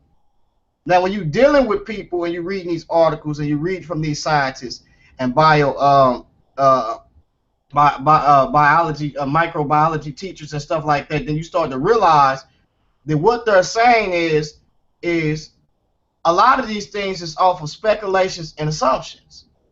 So I just wanted to go over a couple of things, a couple of terms, and like I say, we're going to bring out a lot more stuff. I just wanted to put that video out today and let people know actually what you need to be dealing with and what you need to be looking for when you talking to these people. and basically see can they answer these questions when it comes to dating these things. Because it seems to me that there's a problem with them dating these things. And it seems to me there's the assumption of uniformity of what we're seeing today that we're dealing with. What's up, Kevin? How's it going, brothers? I was in the other hangout, saw that y'all weren't there, but how y'all Yeah, brothers doing? man. You know, you and the other hangout messing with them brothers, man. You got to stop messing with them brothers, man, and come on. But I understand, brother, but I just came back from the Star Wars joint, and Okay. yeah, I was just seeing what's up with them, and Alvin in there chatting it up. We just chatting it up. We just talking about generic things like life and whatnot. But I know where they can get foolish, man. I feel you on that. I know when they can get like that.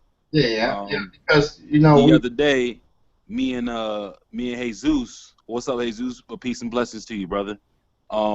We was giving it to him. You know, I hit him up with the biology, and then Peace, Jesus King. came up with the left hand, which was the anthropology, and we smashed them on more points. so let me ask you this question while we got you on here. I tried to get Lex in here, but he probably where he at? He in the group with them too? Nah, he not. But you may want to shoot him a message. He can come in here. Yeah, I tried to get him in here, but you know, I don't know what happened. I don't know if he wanted to come on the panel. He said yeah, but I don't know. All right, so listen, how do you feel about uniformity Uniformity in what regard? in regards to evolutionists basing their a lot of their theories off of uniformity? Can you explain it? Like, how do you feel about that? If you what you mean by uniformity, I'm guessing you saying that certain conditions, there was a fixed condition in which they based all of their theories and assumptions off of. For example, it's kind of like this. If you had a family of like 3 or 4 kids and a wife, right? And let's say you go and you measure, you get the phone bill or you get the electrical bill for that month, right? In the electrical bill, it says, okay, these people used up 800 kilowatt hours, which is what your phone bill or your power bill be rated at. And based on the usage of that phone bill, it says, well, they turned on these lights, they turned on this TV, they had this PC on for this long, they used a microwave oven, whatever, for a certain amount of time. And yet you get that power bill. Would you ever base your budget off of that one bill on usage? You won't. You will never do that because the usage is going to change every day. They may not watch TV every day. They may not play video games or use the PC or certain things like that. So when it comes to the science, you have to apply the same logic. It's the same thing. Do you honestly think that the usage and condition of things are going to be the same each and every day? No, they're not.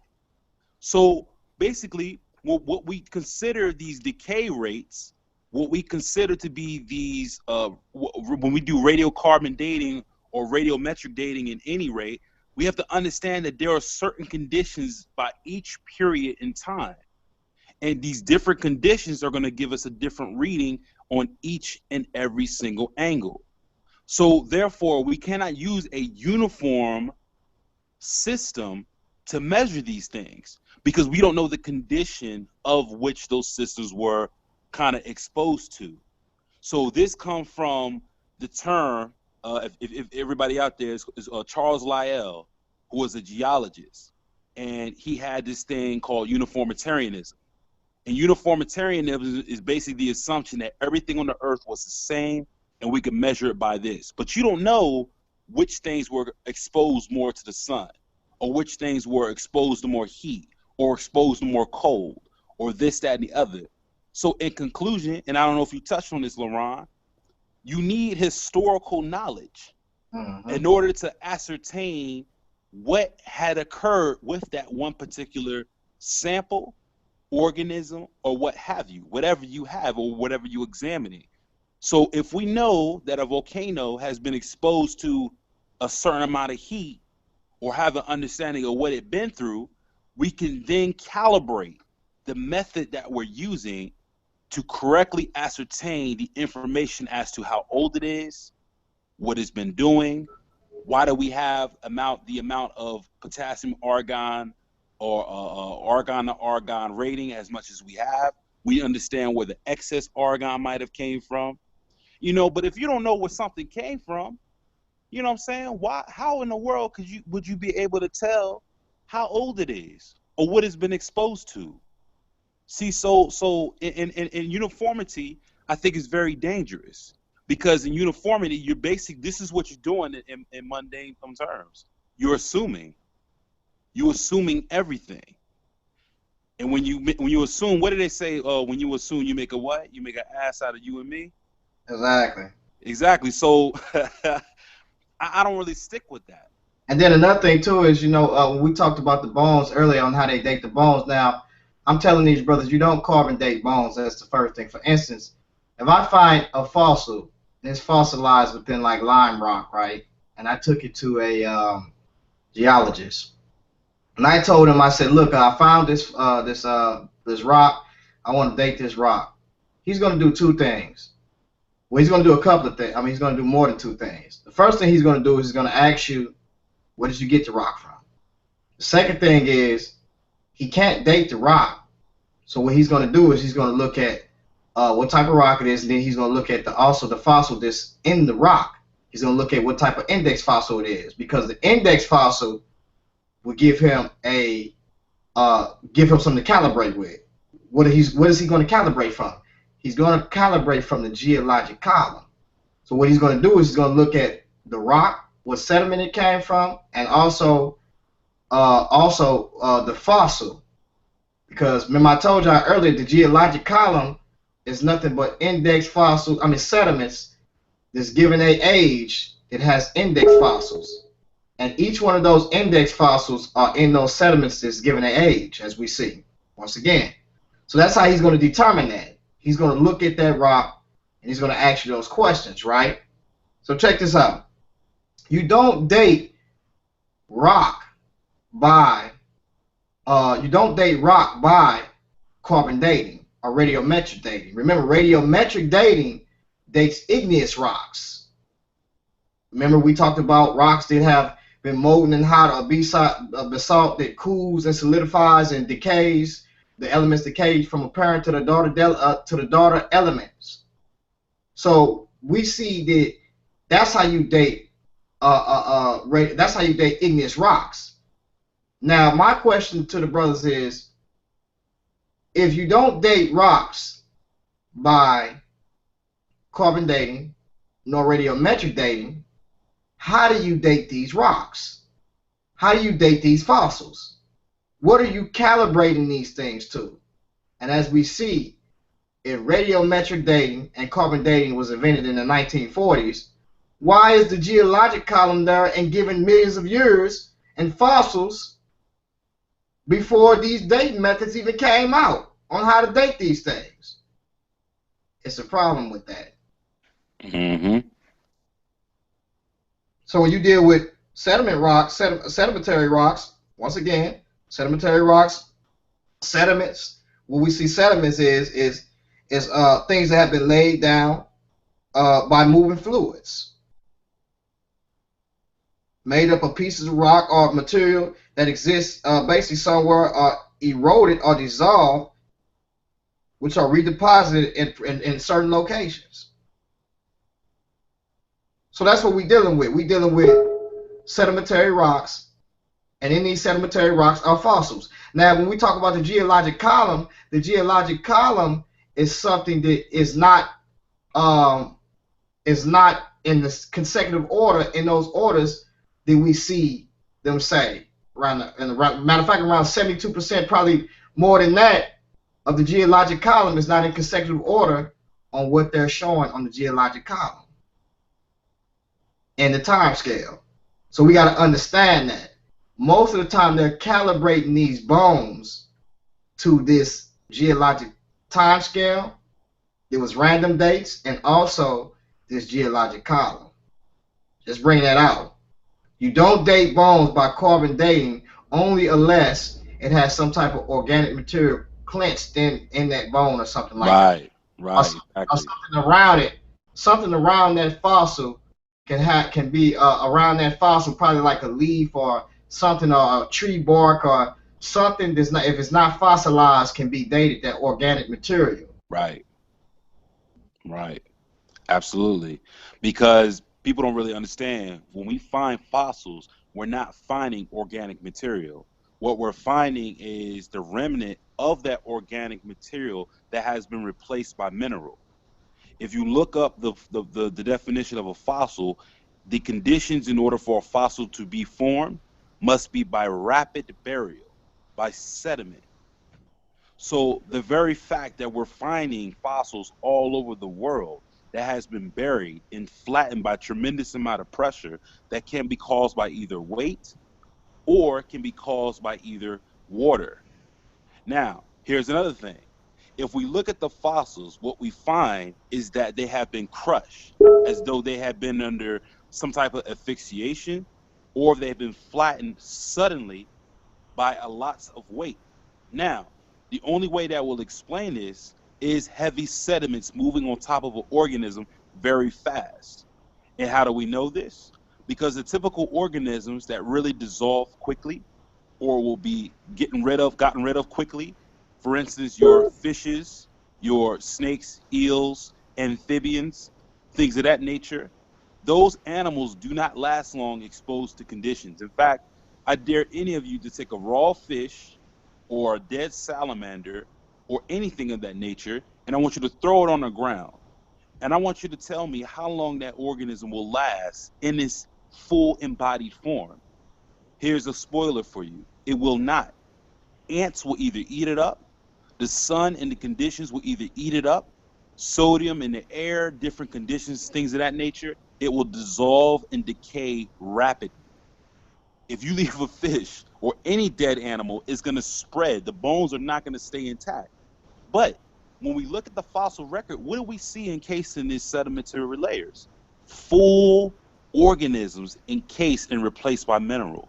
We can find monkeys, rats, different types of animals, fish, eels, snakes, all types of soft-bodied organisms that should have been decayed in 10 days. Shows the bone structure as well as the flesh around it. We find eggs, for goodness sake, of dinosaurs, which we know were soft like reptiles' eggs. But yet these eggs were buried in sediments, and you can see the full egg with the embryo inside. There is no way that dead organisms sat there for long periods of time for sediments to bury it. It is impossible. So the very fact that we see organisms like this encased with mineral and in the sedimentary layers and at the same time in their full embodied form goes to show that they were buried rapidly by some catastrophic event. So these are the things that we look at.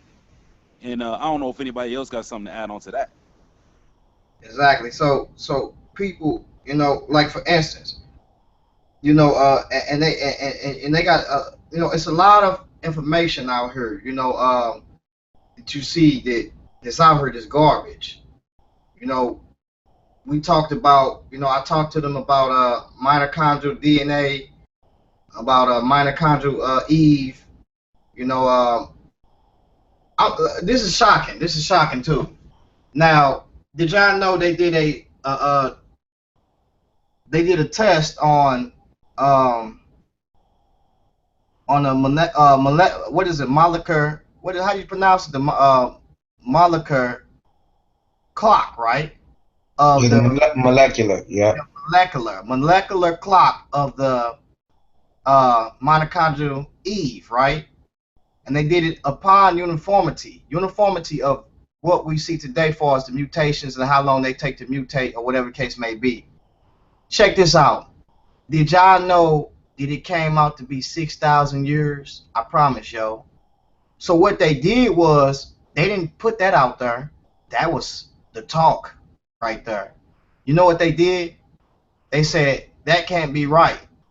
So what they did was they took the chimpanzee and calibrated that too far as what they believe far as dealing with the because there's different molecular clocks. They took that and his genomes and far as man genomes, and they began to actually do a study on that, and then they calibrated it to the evolutionary theory. which deals with the geologic column and the geologic time scale. So these is what they calibrate their things back to, because you have to have a steady number. If something contrasts that, then there is a problem. So when we're looking at it, when they did that study on mitochondrial Eve, they realized that it threw out, according to that uniformity, which they always do that standard to rate something. They realized that it went back 6,000 years. Now, let me ask you this though. Now, was that the uniformity or the assumption? Was that based upon them thinking that the mitochondria was untouched from mother to mother to mother? No, it was based upon generations of certain mutations within those generations. Right. I believe 40 years are, and with certain people that they picked out, and that's how they base it. They base it on that. Remember, we got variations. Generations can be cut short just as well. So they based it on the assumption of how long what they would feel a generation was, or and that aspect of it, when we know that there was a lot of problems with that. Right. I actually read a paper in regards to that, and I'm actually still studying at the moment. But so far what I found is that it was long assumed that the mitochondria DNA, or what they call mtDNA, was pretty much untouched. Meaning that when it passed down from mother to mother to mother, see, the thing about mtDNA holds its own. The reason why they call it mtDNA, because it's DNA specifically in the mitochondria, what is an organelle inside of a cell. Now, inside of a eukaryotic cell, you have a nucleus, which holds the DNA for the body or organism or the cell. But the MT, or the mitochondria, had its own set of chromatids or DNA. So this was called mtDNA. Now, during the process in which a mother and a father will donate their genes or their chromosomes in order to create a child, what normally happens, or what was assumed, was that the mtDNA of the zygote, or came from the mother, untouched, and that there was a process in which when the father's mtDNA from the sperm, it was killed via a process called PCD, or programmed cell death. So what scientists have found recently, however, is that this process was not perfect.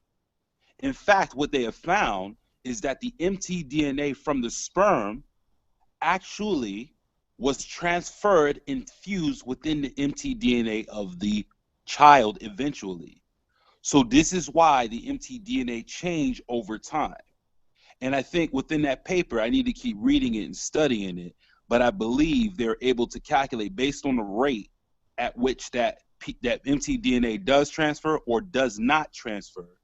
They're able to rate how long it actually took for that mtDNA to develop based on the influence from the male. So a female's mtDNA is touched by male DNA, male mtDNA, and it happens every so often. So I think that plays into what you're talking about.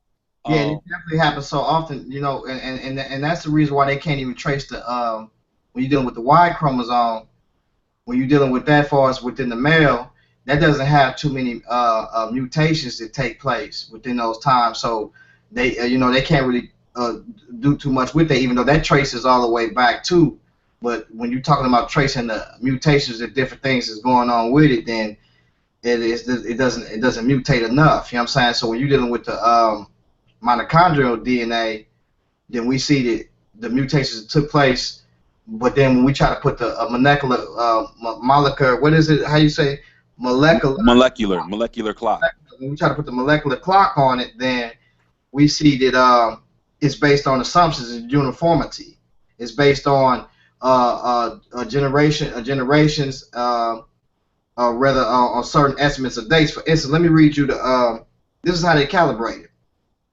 It says a molecular clock based on the molecular clock hypothesis, which is MCH, is a technique in molecular evolution that uses, once again, watch this key in, fossil constraints and rates of molecular change to deduce the time and geologic history when two species or other taxa diverged. So we see already that a lot of what we see is the calibration goes back to, once again, fossil constraints, and also deals with the geologic history, or what we call geologic column, or geologic time scale. So this is what we dealing with. So then I want to bring out something else real quick. It was another thing I wanted to define just as well, because it's always.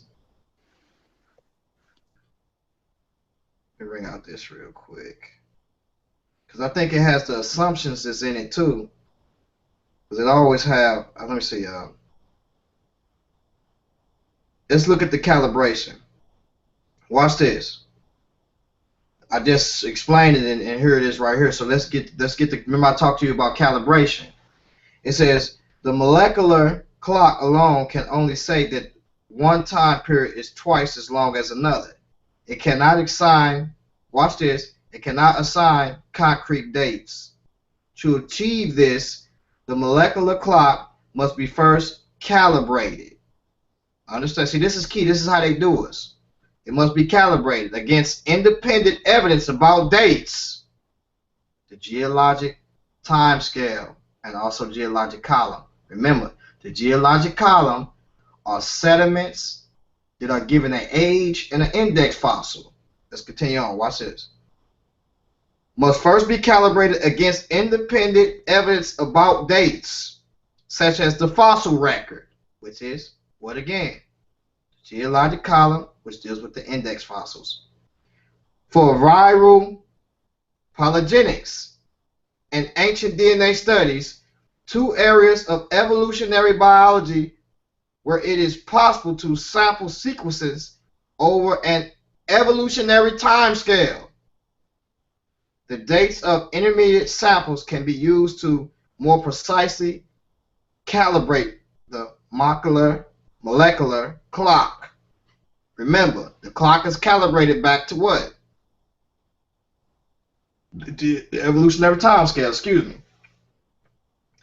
So we see early on, a lot of the things that we see early on that deals with uniformity.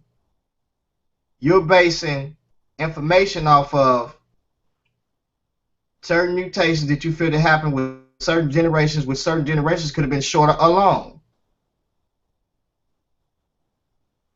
Could never, probably wasn't what you said it was. So we see that early on, there's a lot of problems with this. It has undergone a lot of problems. So we're just trying to bring out some of this stuff to the people and show you these actual dating methods. There are some other things too, just as well, that took place. What was that? The KB Tough? What was that? Kevin? Let me. That'll be the KBS stuff, and what you're referring to is Skull 1470. That'll be tough. But let me go ahead. I wanted to read something that gives some light to what you were talking about before, and then you can go ahead and get into the skull. Okay, cool. All right. So it says here, this is from Thomas Pearson's paper in April 1997 in the journal Nature Genetics. It says this: the rate and pattern of the sequence of substitutions in the mitochondrial DNA control region CR, which is the control region, is of central importance to the studies of human evolution and to forensic identity testing. Here, we report a direct measurement of the intergenerational substitution rate of the human control region. We compare DNA sequences of two control region hypervariable segments to close maternal relatives from 134 independent mtDNA lineages spanning 327 generational events. 10 substitutions were observed, resulting in an empirical rate of 1 of 33 generations, or 2.5 site or million years. This is roughly 20-fold higher than estimates derived from the phylogenetic analysis. So what he's saying is, based on the study of those MT lineages, they found that the rate was actually higher, all right? It goes on to say, could you brothers still hear me? I'm sorry. Yeah, I heard All you. right, Go ahead, brother. all right, very good. Hold on. Let me. My phone here locked. Let me get in here. All right, it says here, this is roughly 20-fold higher than the estimates derived from phylogenetic analysis. This disparity cannot be accounted for simply by substitutions or mutational hotspots, suggesting additional factors again. So they suggesting additional factors that produce the discrepancy between very near term and long-term apparent rates of sequence divergence. So again, uniformitarianism is thrown out the window because now they're looking at some of the additional factors that may have happened in a near-term or long-term rate of the sequence divergence. It goes on to say, the data also indicate that extremely rapid segregation or control regions, sequence variance between generations is common among humans with a very small mtDNA bottleneck. These results have implications for forensic applications and studies of human evolution. All right, it goes on to say, the observed substitution rate reported here is very high compared to rates inferred from evolutionary studies. So it's saying that from the actual data itself is different from what the evolutionary studies or assumptions put out. A wide range of CR substitution rates have been derived from phylogenetic studies spanning roughly 0.025 to 0.26 site million years ago, including confidence intervals. A study yielding one of the faster evidence estimates gave a substitution rate of the control room hypervariable regions of 0.118 plus or minus 0.031. Assuming the generation time of 20 years, this corresponds to one of 600 generations and an age of mtDNA MRCA of 133,000 years ago. Thus, I'm sorry, fellas, my phone locked again. It says, thus, our observation of the substitution rate is roughly 20-fold higher than would be predicted from the phylogenetic analysis. Using our empirical rate to calibrate the mtDNA molecular clock would result in the age of the mtDNA MRCA of only 6,500 years ago. Clearly incapable with the known age of modern humans. Even acknowledging that MRCA and mtDNA may be younger of the MRCA of modern humans, it remains implausible to explain the no geographic distribution of mtDNA sequence variation by human migration that occurred in the last 6,500 years ago. And of course, that source, if just in case somebody says, oh, what's the source on that? All right, brother, I'll give you the source on that. That's from Pearson Thompson's A High Observed Substitution Rate in the Human Mitochondrial DNA Control Region in Nature Genetics, Volume 15, April 1997, page 363 to 367. So even the scientists who are secular and not intelligent designers says that based on the new data found by the mitochondrial rate in their generations, they thought it was one of every 127 or 133, or I'm sorry, 327. Now they found that the rate was faster and it bottlenecked, and they found it in every one in 600 generations. Therefore, according to the data, the mitochondrial DNA migration only occurred 6,500 years ago, according to the math. Exactly, and see, that's what I think I was that article. That's you found the article I was looking for. Oh yeah, brother, I got them all, man. That was the article right there because they kind of like threw that up under the rug and kind of hid that for reals because and then what they did was they instead of them actually using the molecular clock for the mitochondrial Eve, they went on and used the chimpanzee, and and did it like that, and that's when they was able to calibrate and get back to the date that they wanted to actually get, as far as dealing with the genomes is in the chimpanzee and also man. So it's just crazy, man. The way these brothers have done that, and then when you deal with the if they try to go around the way of another dating method they use is in some of the sediments is dealing with some of the rocks is the magnetics and stuff like that, and the magnetic field within itself. Um,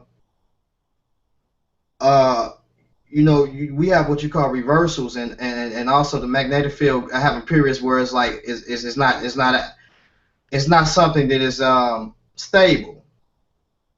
So that's another thing to where they have to apply uniformity, and that ain't work well with that. So just about all these dating methods, even when you're dealing with radiometric methods, rubidium strongs, and those methods have given thrown off dates. And another thing, what is that?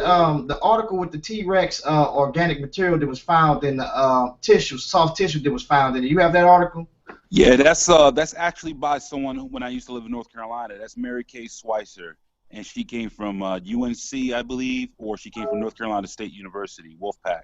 But basically, it was Mary Kay Sweitzer and her team. There was also another researcher who was working with Mary Kay with her husband. They're both paleontologists as well as geneticists, and they found what was later confirmed to be soft tissue encased in a T-Rex bone. And not only a T-Rex bone, they also found the same condition in a Stegosaurus bone, as well as a Brontosaurus bone. So what we're finding now is that dinosaur bones, some dinosaur bones, I believe in Utah, are not even replaced with mineral like your typical fossil. We actually found dinosaur bones that are light, porous, it has not been replaced by mineral, just like a fresh cow bone of dinosaurs. And the latest, to bring some honesty to this discussion, there is a peer-reviewed paper by Mary Kay Sweitzer and those scientists, as well as some other scientists.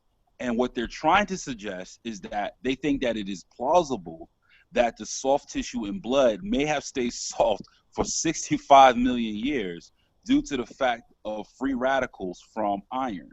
But what they have found is they're saying in the paper, if you read it correctly, they came to the conclusion that because we see free radicals with ostrich blood, and we think it may be able to last for a little bit longer than it's supposed to be, they're thinking that there may be some answer as to how the T-Rex and Stegosaurus bone actually stayed fresh. So they're still basically trying to figure it out. Yeah. And I'm glad you said that, because what happened was the creationists had jumped on it. The creationist scientists had jumped on it and jumped on our article, and she basically kind of like had some words and got mad because she didn't want to be in between the war between the creationists and the evolutionists. And what they did was each one of them reviewed her work and took samples, but it was still an argument about it. Now I wanted to bring this out because the article that I believe I read a while back is what took place was, it seemed like the half-life on DNA within itself is 521 years. So in the span of 10,000 years, there should not be any DNA in any organ, in any material, or any bone or fragment, whatever they found it in. There should be not any DNA at all, right? Or nothing to measure, because it has a half-life of 520 years, 21 years. That means in 521 years, half of that DNA will be in that or break off. Or matter of fact, let me read that. It says, a study published this week, October 10th, in 2012, in the Proceedings of the Royal Society B, estimates that DNA from bone has a half-life of 521 years, right? After the amount of time, half of that nucleotide bonds that hold it together are broken, and after 521 years, those bonds are cut in half again, and so on and so on. So in about 10,000 years, you shouldn't see any, it should be no measurable DNA or within that specimen, right? A material, right? So look, here's the thing. Now, instead of them just saying maybe, because understand this is soft tissue found, organic material found, DNA found in a T-Rex, on a T-Rex bone. Now, you have T-Rexes, or I mean, you have dinosaurs coming in the, I want to say, what was it, the Mesozoic period? Was it Mesozoic period? And in the Mesozoic period is millions of years ago, right? So they're wanting when they did the test on it and the date when they carbon dated, they gave a date of 5,000 years.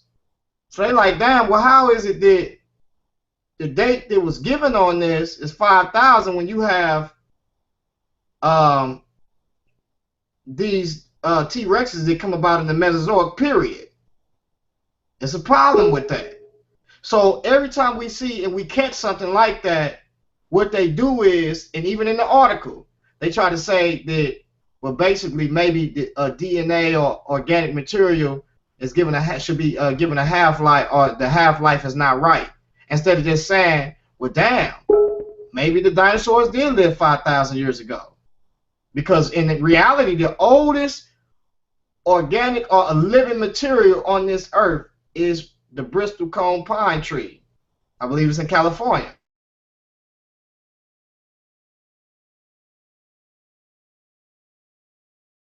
Tree ringing sometimes, according to weather, can give off 2 to 3 rings a year. So everything that we're dealing with assumptions. Right. So it's very important that you understand, you read this thing closely. Now, Bill Nye, he had came out in an argument that he had. Who was that? Who was that debate he was with? Was it what debate he had? Who was that with? That was with Ken Ham. Yeah, Ken Ham. Now he tried to be slick, right? What he did was he talked about a tree. I believe it was in Europe. I believe he talked about a tree that gave a date of 9,900 years. But when you read it, the trunk itself dated to about 100 to 200 years, and the root, and it wasn't they dated the root, but they carbon dated it. That's a problem. Now remember, the trunk was tree ringed. It's a colony of trees, right, or a clone of trees, but the root was carbon dated. And we see early on, you have to know what are the initial conditions of these things. Was it contaminated? And also, did the rate of decay remain consistent? So these are the problems that we find when we deal with these dating methods, right?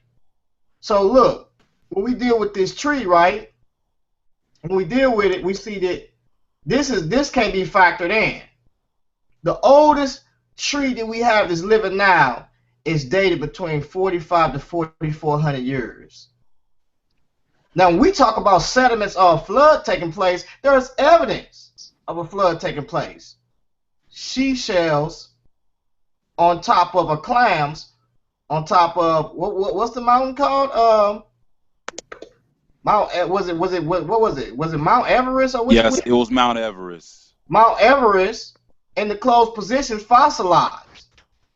There's a problem with that because number one is what are shore deposits? I mean, offshore deposits doing on top of a goddamn mountain. This, what 240 something miles or 400 something miles away from the fucking ocean? Excuse my language, y'all, I'm sorry. But I get kind of emotional when dealing with this. And they fossilized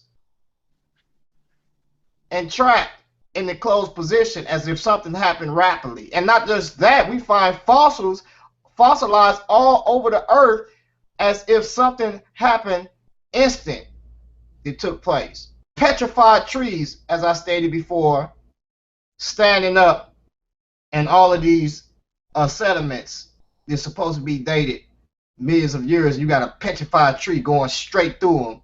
Upside down trees, just as well. Did you want to add something to that, Kevin?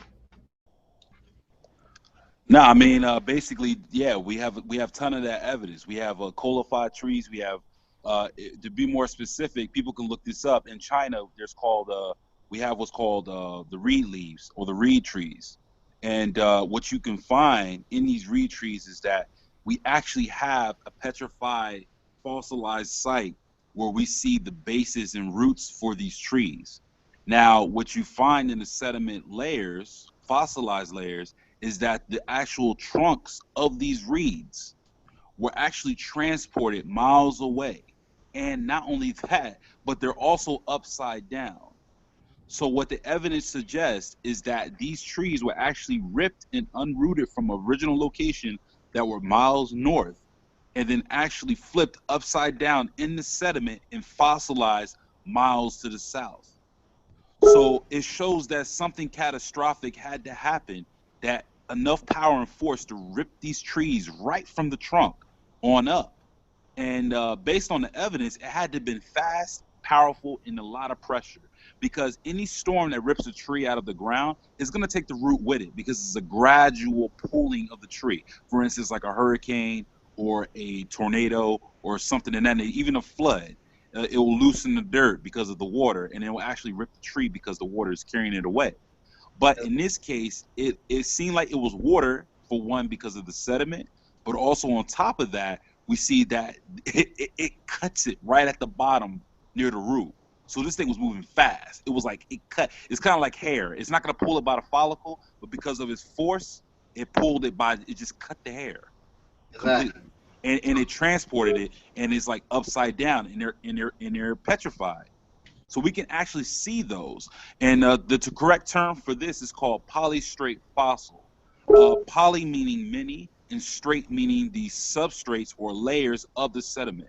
And the reason why they call it polystrate fossils, because these are fossils that are going through many substrates or many layers of sedimentary layers. Exactly. So and you know, and so we definitely know, and evolutionists definitely know that something catastrophic happened on this earth. They just give it a process of millions of years to prove their evolutionary theory. You got continental crust in the Indian Ocean that broke off, and magma and the mantle been exposed around the earth, scars on the earth beneath the ocean. These are signs that something evident took place on this earth. When you have plate tectonics, or plates that's broken up and rubbing each other, something catastrophic took place. Even when you talk about radioactivity that's in this earth, the radioactivity that's in this earth is due to the fact of what took place and happened catastrophically back then. We believe it was a flood. I believe there's evidence for a worldwide flood. You can't explain fossilized offshore deposits on Mount Everest. That's unexplainable. Like I don't care how you try to do it, you can't do it. Another thing though about the shells is that when people actually understand the nature of when clams die, again, that's evidence that, okay, let's first go with the assumption. Here's an example of assumptions without historical data. Now, when we saw sea life on top of mountains, our assumptions were that the sea life died long ago in the oceans, and from the gradual lifting and shifting of the plates and sediment layers, these fossils or these organisms eventually came up on top of mountains as the layers pushed up, and from that they were finally exposed because of the shifting of the layers. Now, let's be realistic. If something were to die, and let's give the benefit of the doubt, it died and it was in the ocean, it was buried by more sediments in the ocean, and as the plates shifted to the top, now keep in mind these are solid layers, do you honestly think that those fossils will be intact by those rocks rubbing together by hundreds of thousands of tons of pressure, grinding that rock and pushing it up to the surface, that is going to expose these perfect fossils? Unrealistic. It's not going to happen. Now, let's talk about the logical way this can happen. When we look at the mountains, I want people to go mountains and bending layers. This is not an intelligent design or creationist claim. These are actual geological structures. If you see a cross section of a mountain, they're always going to be a bending of sedimentary layers, as though they were soft at one point. And what you have to realize in real life, when a clam dies, guess what? Clams are a class of sea animals called mussels. Why? Because that's the primary function. They are mussels. There is a muscle or a tendon that actually attaches the two shells together. When you walk on the beach, you never find a full clam that's been dead for a while. is not going to happen. You either find one half of the shell or the other. Why? Because the muscle or tendon is holding the two halves together. Now, when a clam dies, that muscle deteriorates or decays. And that's why you have the two halves of the shells. Now, can anyone guess, and I'm sure, of course, I won't be able to hear your responses, but you can only watch this through the video, on what condition we found those clams on top of Mount Everest and other fossilized structures or mountains that were once soft sediments, what they looked like? They were closed. They're still closed. So what does that mean? So number one, based on the historical data and what we know from when clams die, they do not split, or they split when they decay. Obviously, these things were buried alive. Exactly. And the fact Can I that we make a comment? find them, bro, we're on a live hangout, but it's up to LaRon. Yeah, you can make a comment. Go ahead. You finished, Kevin? Well, what I'm saying is, based on how we found those fossils, we know that they weren't sitting for long periods of time and then decayed. Because ocean water has a lot of sodium in it. It's salt water. It has a lot of brine in it, or it came from a source of brine. So the muscle would not have lasted even for a week. Exactly. Go ahead, Brother Shazmo. All right, appreciate that, Laurent. I would just, I don't disagree with the fact that the muscles or the shells would have to have been either moved intact and then covered soon thereafter prior to them decaying. But I also would add that those or that situation could have happened through meteor shower, and we could also state that the mountain Mount Ararat, or that mountainous region, over time grew to the heights that they are. Going back in time, they probably were lowered. We don't know what ocean or water was closest or near them. There could have been an earthquake under the water that caused a tsunami to push those shells to that location, and then could have been multiple things, and then there could have been a mudslide that came over and covered those shells. So there are multiple reasons that we can come up with to why Well, let me those. ask you a quick question. I find it real odd that I know you subscribe to evolution, and when it comes to subscribing to evolution, you'll use the terms of uniformity, but when it comes to when we telling you about seashells that's on mountains and stuff, you make every possibility without placing the uniformity there. Why would you do that? Well, let me ask you this: Why would you say that? Why would you add uniformitarianism with that particular suggestion? But because when I just explained that situation. I found that. Well, hold on. I actually found it odd that you did that, because I know you subscribe in evolution, and you know that uniformity plays a role in dating methods and that we're talking about. So I find it odd that you would use you wouldn't display uniformity when we bringing you this evidence and information, what we're dealing with. But when it comes to what you're dealing with, as far as the evolutionary concepts, you display uniformity. Uniformity in this particular case basically speaks for itself, because it's showing the different ways in which something could happen. It's not showing a constant. It's saying it could have happened this way, could have happened that way. It could have been hydro. Well, you said something real key. Number one is, would there be water erosion from water busting up through there? Would there be a pathway or something? Number two is, um, the brother just told you about clams being trapped in the position and how their muscles work when something rapidly happened. And then also he talked to you about if they was to move up or rub against each other, the friction would have caused the fossilized to be cracked. And we see, as once again, he also displayed also the sediments being soft at one time, which they agree on that too, that it had to be the sediments were soft.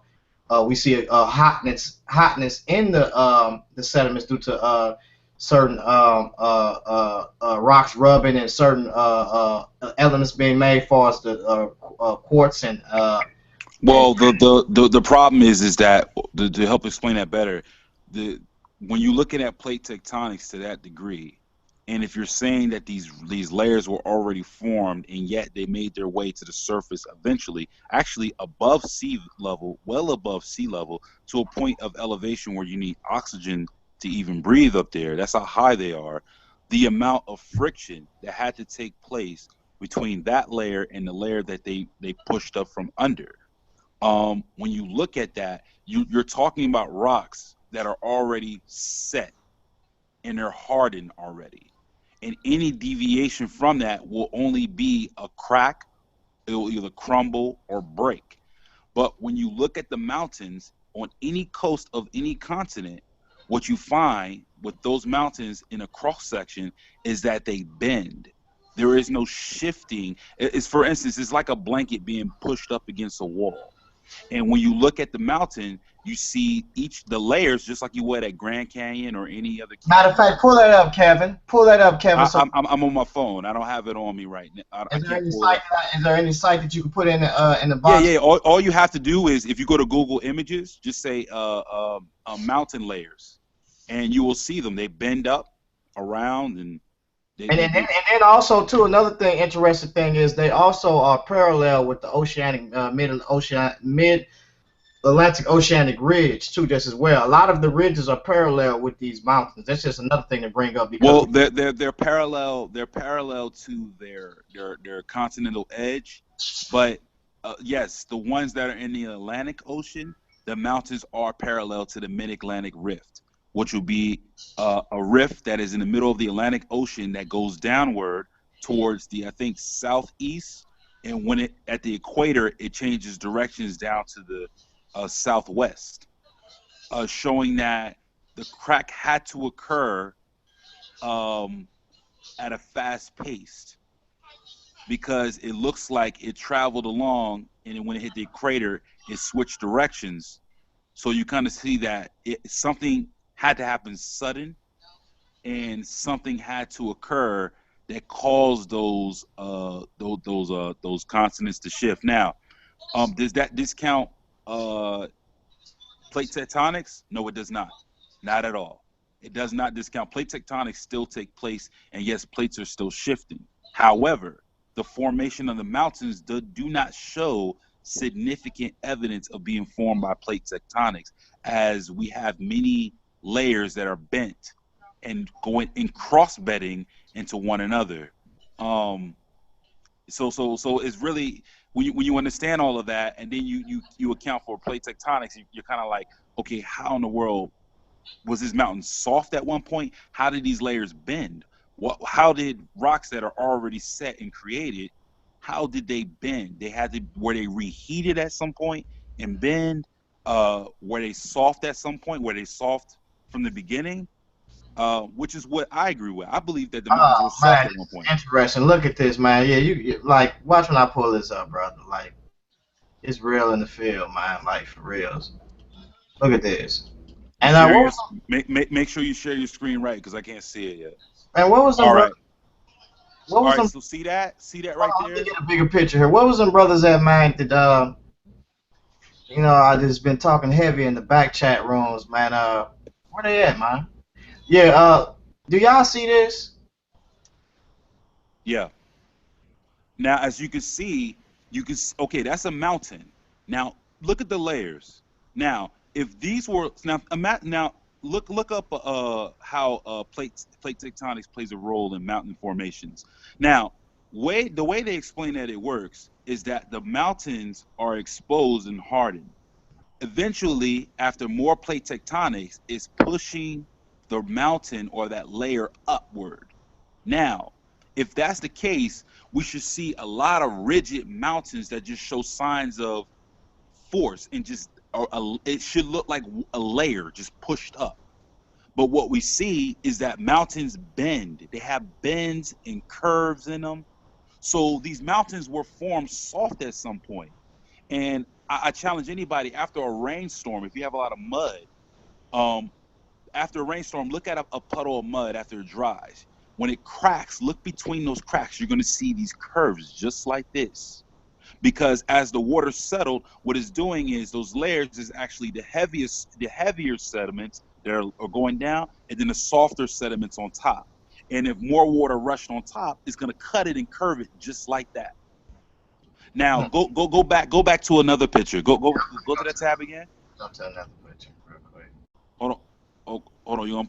Pull up another tab or pull up another Yeah, let me. Hold on, bro. LaRon, share your screen again.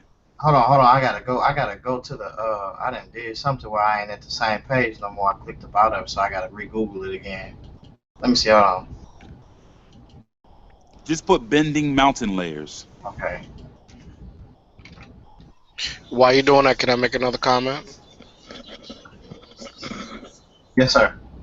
Yeah, I was just going to add some uniformity to what we were talking about earlier. About you mentioned that the clams would have had either abrasions or cracks in them. Couldn't it be possible that at that time, either the atmosphere was as such to where these shells may have been so hard, even with them being alive, that them smacking up against each other, maybe those slight smacks didn't cause cracks because the shells were so strong. That's that. I hear what you're saying, but that doesn't make any sense. It's kind of like saying, what you're doing is you're putting a penny under a monster truck. The amount of force. Actually, LaRon asked me, why I didn't bring in uniformity into that particular argument. I said that it spoke for itself, but just to add a sense of uniformity, I just said, look, the atmosphere could have changed, and those clamshells could have been harder than we know of today. Hold on. Well. Here's the thing. Here's the thing. Hold on, LaRon. I don't want to make it seem like we're jumping on him because we have to address the logical issues. When you're speaking about uniformity, you're talking about that which stays consistent. Now, if you're offering a suggestion of change, then you're not dealing with uniformity. You're dealing with change, which is what we agree with.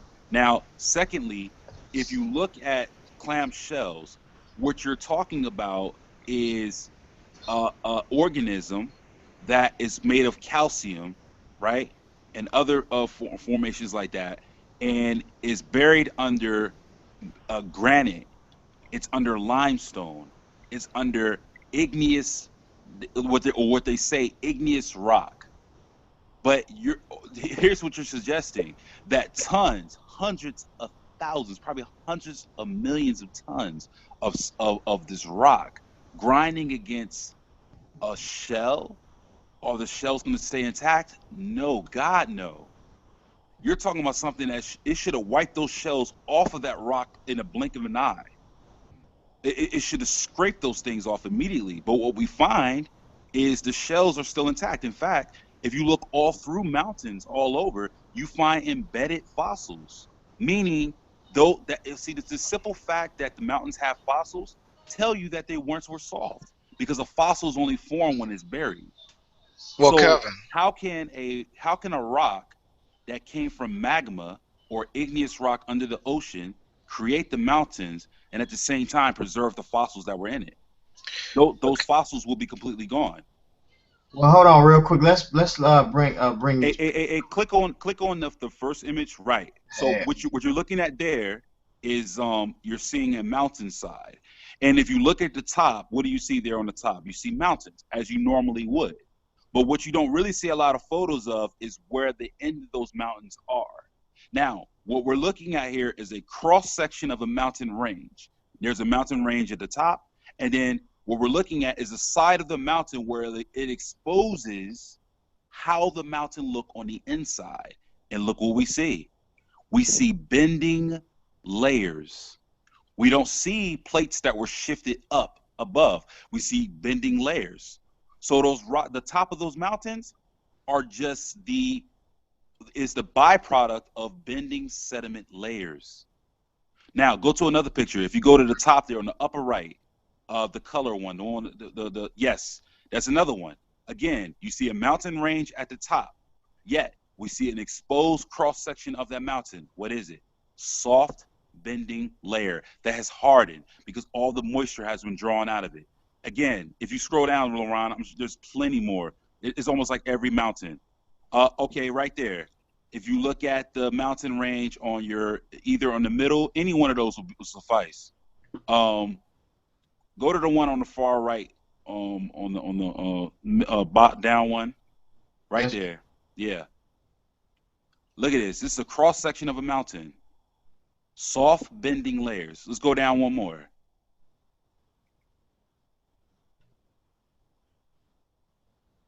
All of these pictures really expose the same thing. Right there. That's another one too.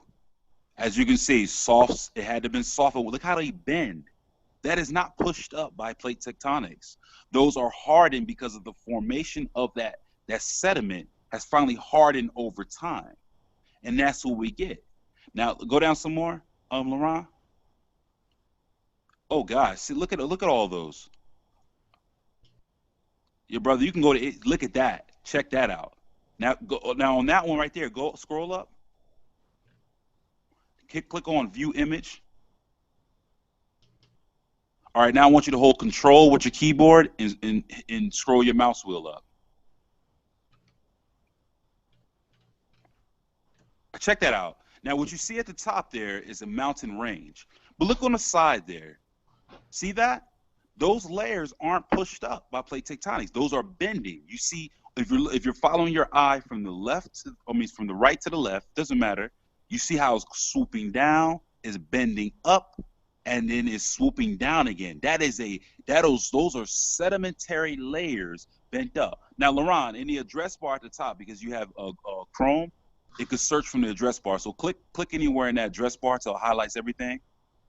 Right. Okay. Yeah. No. Go to the left, right there. Just click. Yeah. All right. And put in sedimentary layers. Sediment layers.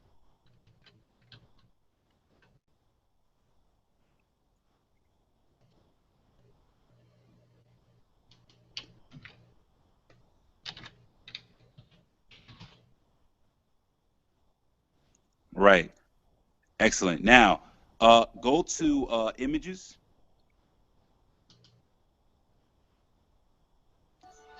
All right, and I want you to pay attention to something here. Now, if you look at any of those sediment layers by definition is laid down by water. We know that. Now, pay attention to these formations here. The Grand Canyon, basically what it is sediment layers that did not bend or go through any tremendous pressure to bend. Now, if the Grand Canyon did go through bending, it will look like a regular mountain range, but it does not. That means because this was the exit point. It was formed after the water. Right. So this is what we're seeing in mountains. In mountains, all it is, the sediment layers are just bent and crooked up because of the water pressure and the cross bedding that occurred when those sediments were laid. That's why we find fossils embedded in mountains. Now, if I had magma or igneous rock that formed at 800 degrees Celsius and there was a rabbit in there, that bone, everything gone. It would not be there. But when we dig in mountains, guess what we find? Fossils. We find fossils in mountains, meaning, let's do this. In the address bar there, Laurent, go ahead and click on that again and just put in a simple question. How are fossils formed? Yeah, and then another thing too I wanted to add to that, the Grand Canyon was not formed over a process of million years, but was formed over a process of a overspill of a lake that spilled over, which caused the Grand Canyon and this erosion to build like it did build. It wasn't formed in the matter to where like these other rocks that we see. They say right. And the assumption now is that the Grand Canyon was carved out by a river. Pluxy, what's it called? I was gonna say Ohio River, but that's not correct. But go ahead and put in how fossils are formed. So let me suppose this then. Suppose it was desert and the wind and this was sand. And the wind formed these mountains or these sand dunes. And then all of a sudden, the atmosphere changed and ice was covered. And ice Go to rivers web. Go to web. began to push these sediments around. Does that make sense? Hold on 1 second. What did you type into Google? Oh, I'm tripping. Yeah, what you want to put in is how fossils are formed. How are fossils formed?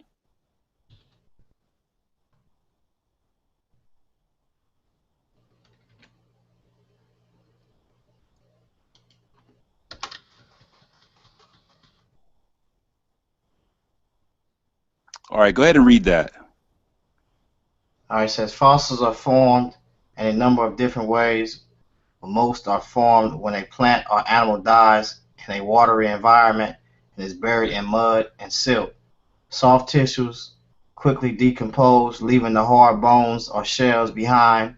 Over time, sediment builds up over the top and hardens into rock. Right. So it's sediments that create the fossils, and that's what we see in the mountains. We find fossils in the mountains. So the question is this, Laurent. Let me just ask you a basic question: is sedimentary rock igneous rock? Nope. It is not. But the assumption is that mountains were formed by what type of rock? By igneous rock. Exactly. So if we find fossils in the mountains, then can't we cancel out that mountains were not made by igneous rock? Exactly. Which means that the mountains have to be a sediment, all of them, because we find fossils in almost all mountains. Exactly.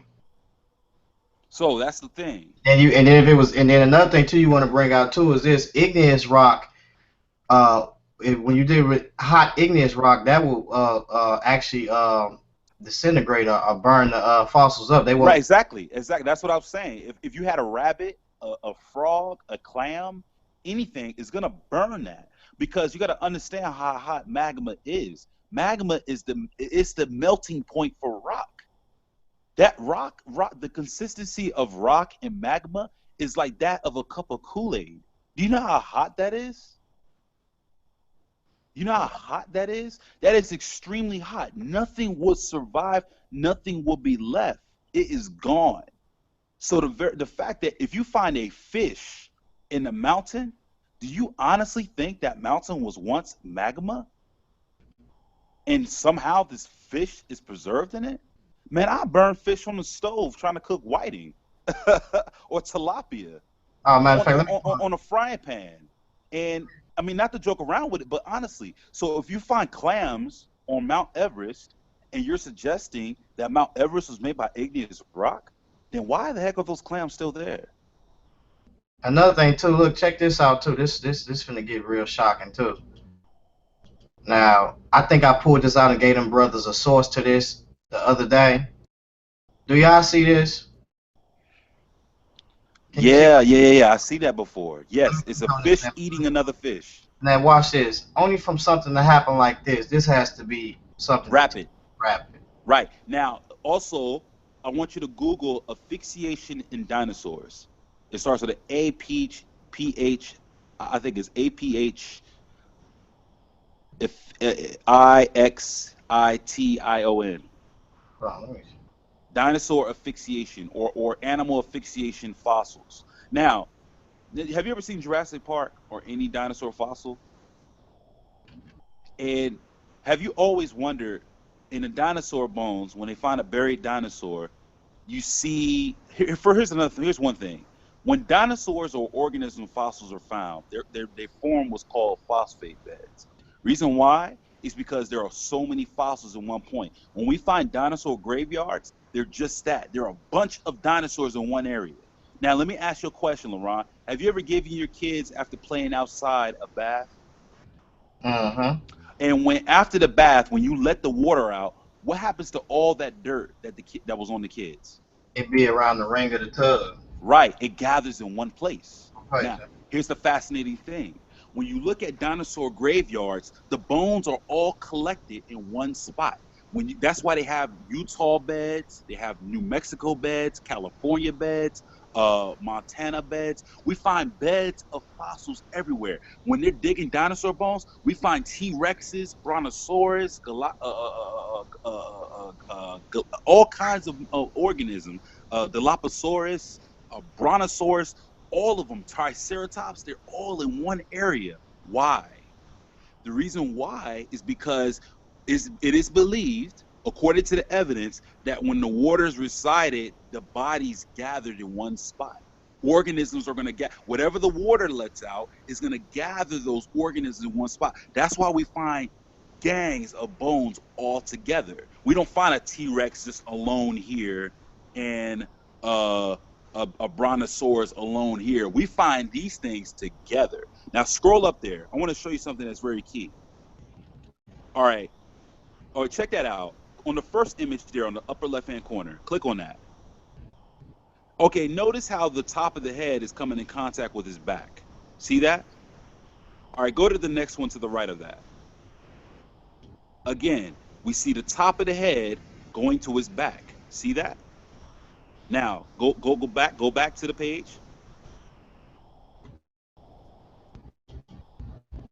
And let's go to the next image. Right here? Yes. Any one of those is fine. What do we see? Same thing. Top of the head going to the back. Let's go to the next image to the right of that. Top of the head going towards the back. Scroll down.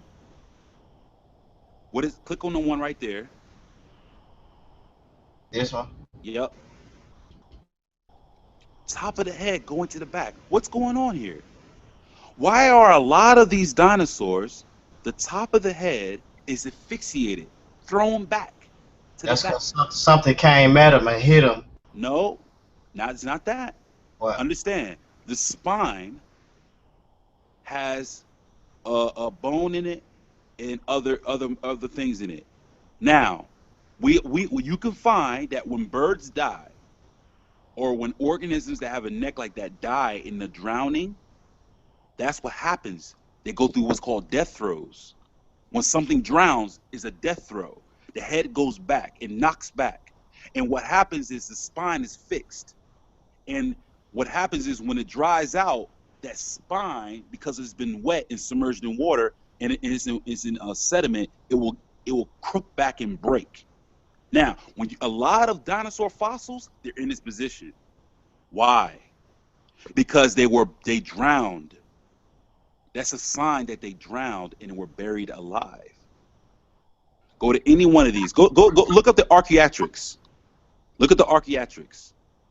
Now, not all of them are like that, but a lot of them are. Look up the archaeatrics, which is a bird. Archaeatrics. How you spell it? I think it's A-R. Try your best to spell it. I think it ends with an X and put bird. Archaeatrics bird. Ah, man, I'll do Put A-R-C-H. T-R-I-X and put bird, and Google will correct you. My apologies, I haven't spelled it in a while. Yeah. Here it is, right here. All right, cool. Go ahead and click on that. Hold on, archaeatrics bird. You pull up Hebrew. Yeah, put bird.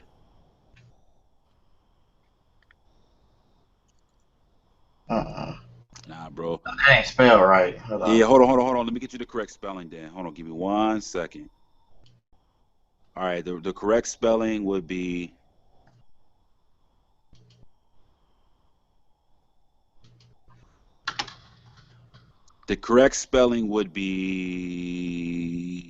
let's see. Here it is, right here. It's ARCHAEOPTERYX. I got it. Archaeopteryx. All right. So you have that bird up there. All right, very good. Now look at that. Same thing. A lot of these. Oh, in fact, if you look on the images, the 8 images to the right of there, there's several other images showing this very same death throw pose. Click on that one. All right, click on the one to the right of that. Click on the one below that. Look at that. This is a different bird. Look at that death throw. Why? Because they drowned. It's called a death throw position. Now I'm gonna go ahead and see if I can find some information on that. Let's see.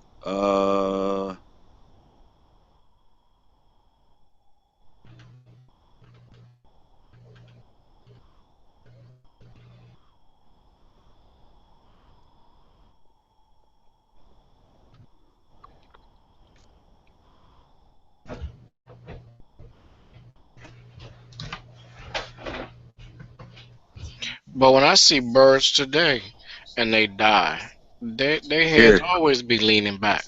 Well, hold on. I'm gonna read it right now. Death pose. This is from Wikipedia.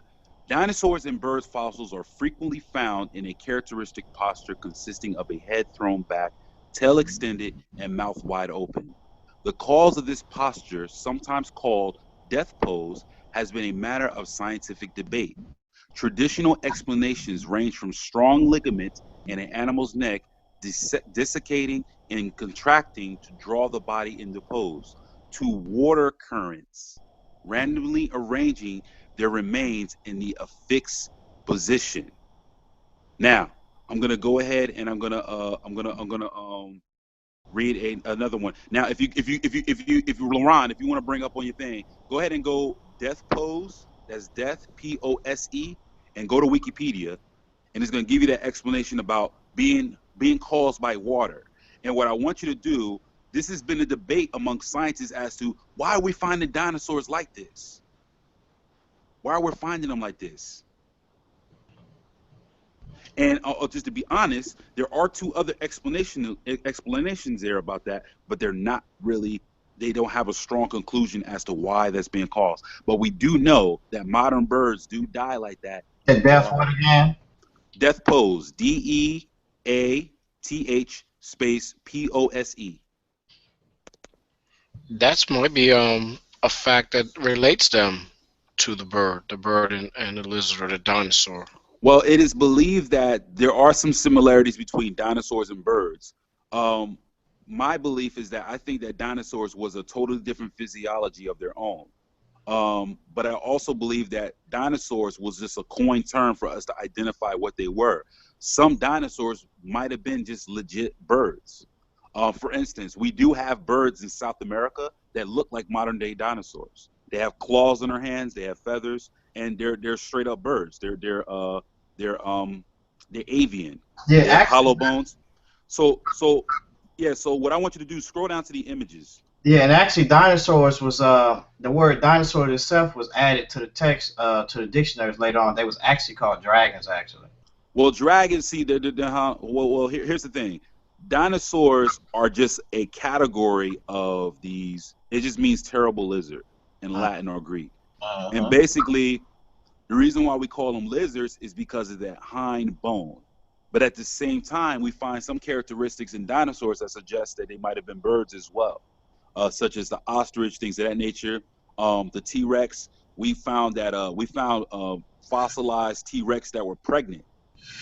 And what we found is there is a calcium or a protein that surrounds the bones or develops in the bones of birds when they're pregnant or when they have a clutch of eggs. We find this also in T-Rex in their bones. So there's a suggestion that they might have been big birds. Now here's what I would like to do. In the search bar at the top, Laurent, I want you to go ahead and put in the term clawed bird, South America. You said clawed? Clawed. No, not there. You can put it in the address bar at the top. Clawed. It's CLAWED.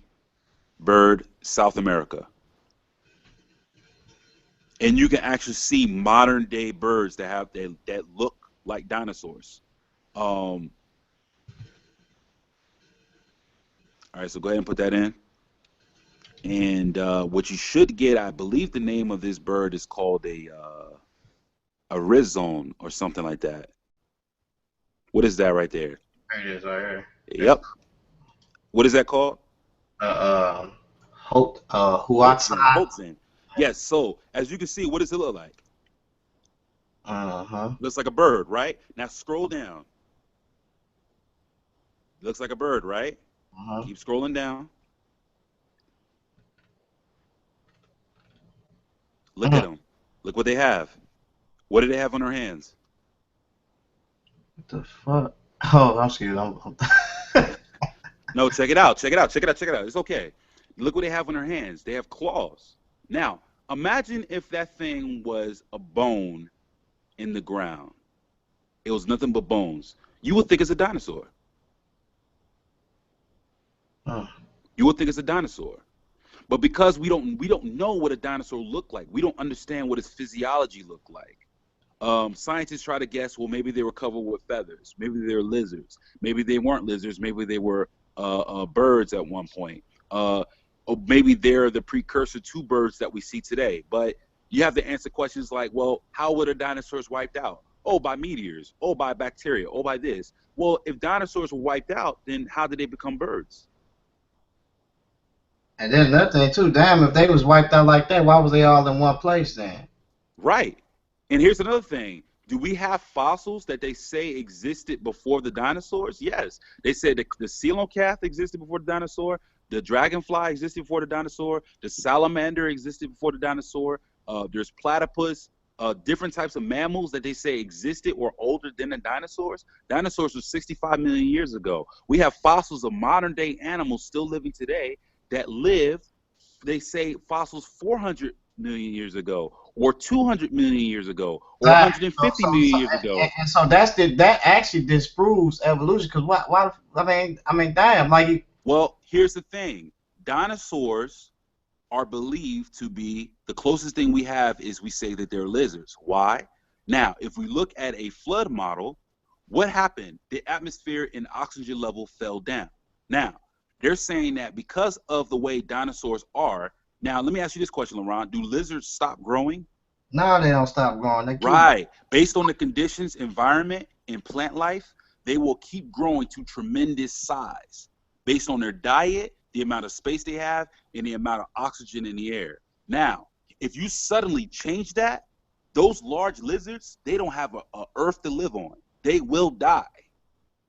They will die because the conditions are not right for them. Take an iguana and bring them to New Jersey or Kansas. That iguana will die because it's environmentally stressed. Did you know that some lizards actually commit suicide?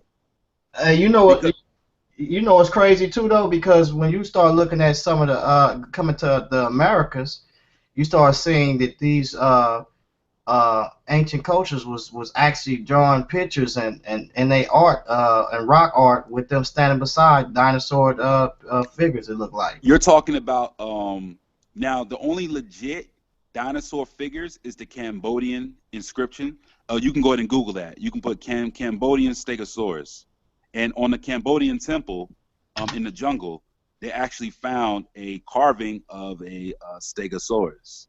But again, some of that stuff, this is the only legit one that I can really vouch for. You do have what's also called the Inca burial stones, which I don't think that they're legit because there's a lot of controversy around the Inca burial stones. But people say that those are legit stones. Stegosaurus. Well, just put Cambodian dinosaur relief.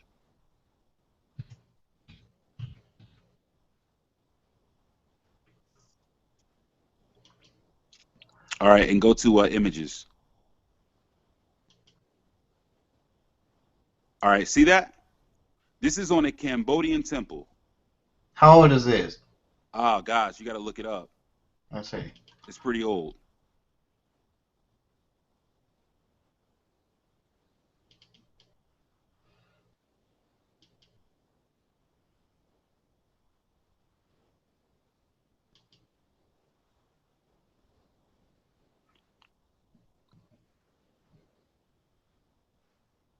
Yeah, so was it a hoax? By the time that our ape ancestors split from, look at them, they already. That's why I'm glad we explained some of these things tonight, because they already look. By the time that our ape ancestors, how come they can come out boldly and say ape ancestors, but right? A lot of this stuff is like I said, a lot of these pictographs and all this stuff. The only thing that I would recommend to viewers out there that want to actually see legit reliefs and pictures of these so-called dinosaurs and everything, there's a book out there by a man who did a tremendous amount of research I forget his name, but he wrote a book called Dire Dragons. You can go ahead and Google that, and that's a Yeah, book. but hold on. Another thing too is, we started off, and you might want to go back and watch it a little bit later. We started off on saying that, looking at Ngozi explain some of the things at the event they had last weekend, and he did everything possible to actually go around the question on what was his common ancestor, and where did man what's the process of evolution, of macroevolution, where did man actually evolve from, what is this primate, what is this species he evolved from first, and he danced and danced and danced. But then when you read this right here, by the time our ape ancestors split from the line that would produce chimpanzees, which happened about 4 million to 7 million years ago, non-amphibian dinosaurs. So we get a hard time of explaining, um, the process before man came along, and what was he before then? Like these different processes of, because now we finding out that, and some of these little family tree that they got, they had them all connected with certain things, and now they didn't broke the connections apart. Like, it's like evolution changes so much. It's starting Right. to get ridiculous, man. Well, by the way, I found if you go to paleo.cc, that is a website that actually gives a full explanation of the relief that we're looking at here, and it's showing an animal that looks similar to a rhino but with bony plates on his back. Now, this temple here, it says, was originally called the Rajavera, and it was among other Buddhist and Hindu temples produced by the Khmer civilization in the 8th through 14th century AD. Okay, and the temple was commissioned to the self-proclaimed God King Jayavarman, the seventh. So, according to this report here, this temple's been here for quite some time. And after careful analysis of all of the wildlife in that area, there is no explanation or animal that's matching that. That's Paleo CC, and that's in regards to the so-called Stegosaurus carving on the Cambodian temple. This is actually a report in research that was done by Glenn Kuban in 2014. Okay. Yeah. So hold on, real quick. Hey, Kevin. Hey, Zeus, you in here, man? He sleep. Yeah, he probably knocked out. Oh, that brother gone. Yeah, because I was gonna say real quick. We ain't finna be here that long, man. I appreciate you coming out, Kevin. I wish you could have been here a little bit earlier, man. Yeah, brother. Yeah, brother. Also, I want to throw one more out there. There's an African story out there in the Congo about them actually believing that dinosaurs exist. In fact, the Africans in Congo, they call it the Moklia Membe. And then the Moklia Membe actually means, I think in Congolese language, the animal who stopped rivers. And they have a legend among their people about giant lizard-like animals that live in the marshes of the Congo jungle. So even Africans, native Africans, actually have stories of dinosaurs that was passed down among their people. And where did they get those stories from? So, well, I just wanted to add, in your research, did you come across anything as far as the Cambodians? Are there Stegosaurus fossils found in that location? And then on the African story, could that have been talking about large alligators, which we also say that the alligator or the crocodile is one of the closest remnants, or didn't really change from its ancestral dinosaur form to today? those are very good questions. As far as the Cambodians are concerned, I have to look through that report that was recently done last year and see if there are any fossils of Stegosaurus found in that region. Also, we have to keep into mind that humans migrated, of course. So we don't know if these were animals or things that they have witnessed or imagined through times past or wherever they originated from. Now, as far as the Moklia Membe is concerned, there are some details as to how these Africans describe this creature. And according to some of the researchers that actually went down there and interviewed some of the natives, some of the characteristics was a long tail or a long neck. Now, we know crocodiles don't necessarily have long necks. They have like an affixed short neck that's actually really no neck. It's just attached to a body. Exactly. And then hold on, real quick, Kevin. Now you said the crocodile did not evolve. Is that what you said? It stayed basically the same. Is that what you said, Shedmoon? That's what they pretty much say. Yeah. I just find that kind of odd, man. Like, you know, certain things just stay the same, and then certain other things just evolve. That's kind of odd to me, man. But yeah, that's all. I just wanted to bring that up.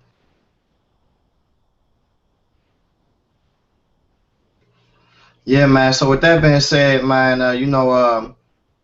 we ain't wasn't no notes or anything put together for this. For the most part, we supposed to be doing something. I believe next month we're trying to do something, man. Kevin and you know the other brothers and hook up, man, and do some work, man, and get some notes and put together an outline and of a lot of these things and present this information. But tonight was mainly to show people as far as dealing with the date methods and the assumptions on various things, because there was a lot of dates that was thrown out, and we talked about calibration, we talked about dating methods, we talked about macroevolution.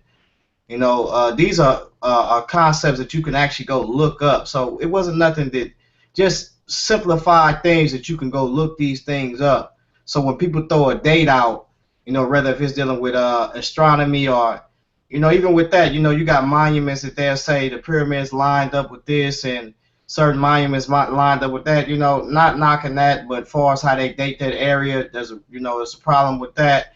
And then not only that is they talk about the astronomy.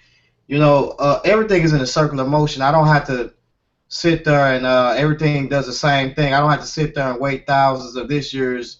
We can calculate eclipses 10 to 20,000 years down the line, or I also go back in time and retrograde back in time and see what happened back in time as far as dealing with the movement of the solar system. We basically got some of that down to a science, but the main thing I want to focus in and hope that y'all got is uniformity, because that's what they're basing their assumptions behind, is that everything that we see today is how we can determine the past.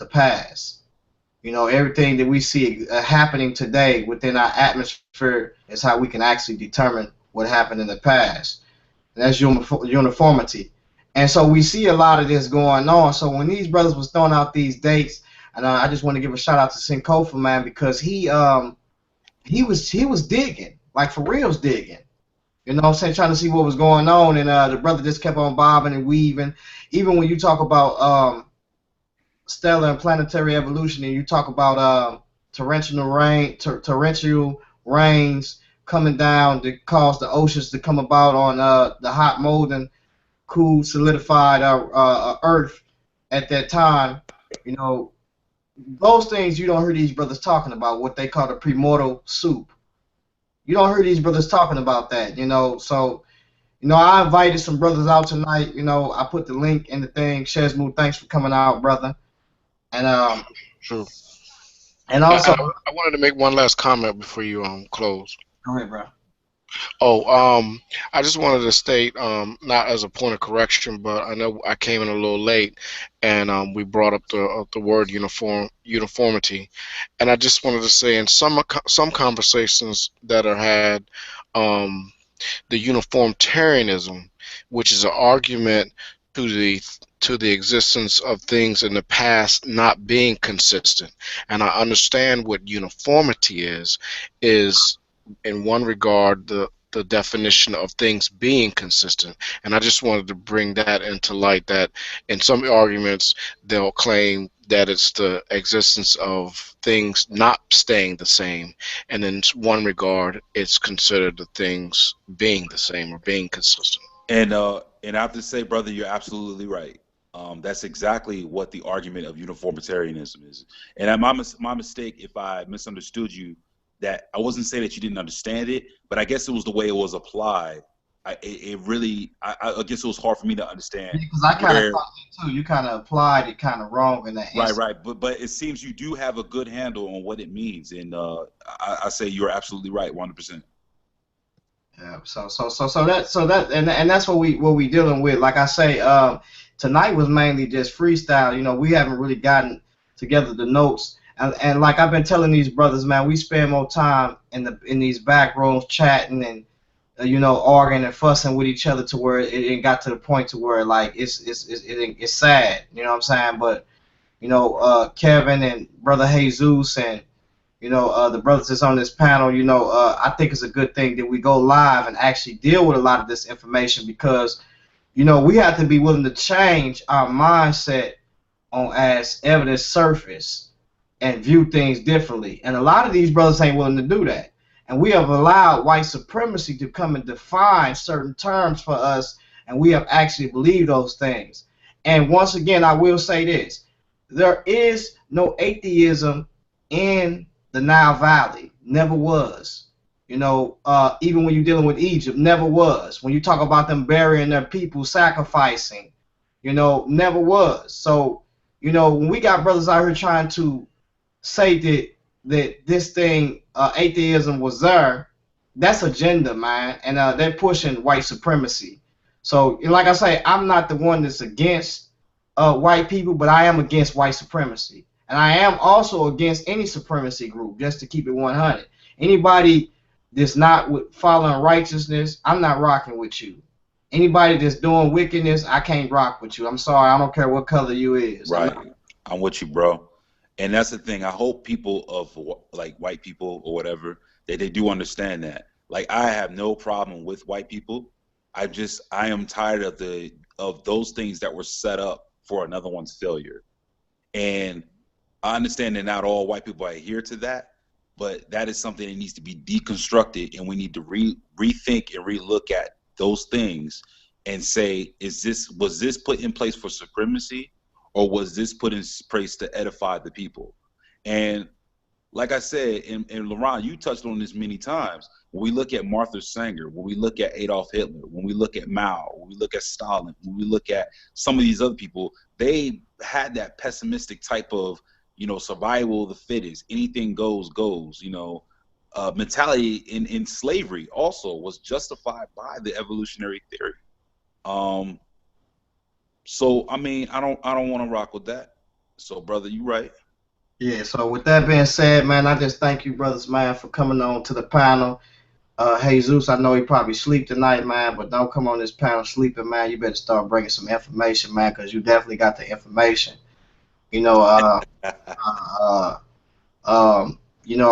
Lex, man, you supposed to have came over here, man. Man, Lex, we didn't fell out, but for the most part, when it comes to dealing with this information, man, I'm about the information, man. Just like I said, even with Sankofa, man, you know, we didn't fell out, had some words, sharp contention, but when it comes to this information, man, like, and I know that these brothers, you know, got some truth behind what they dealing with. That's what I'm about, man, for reals.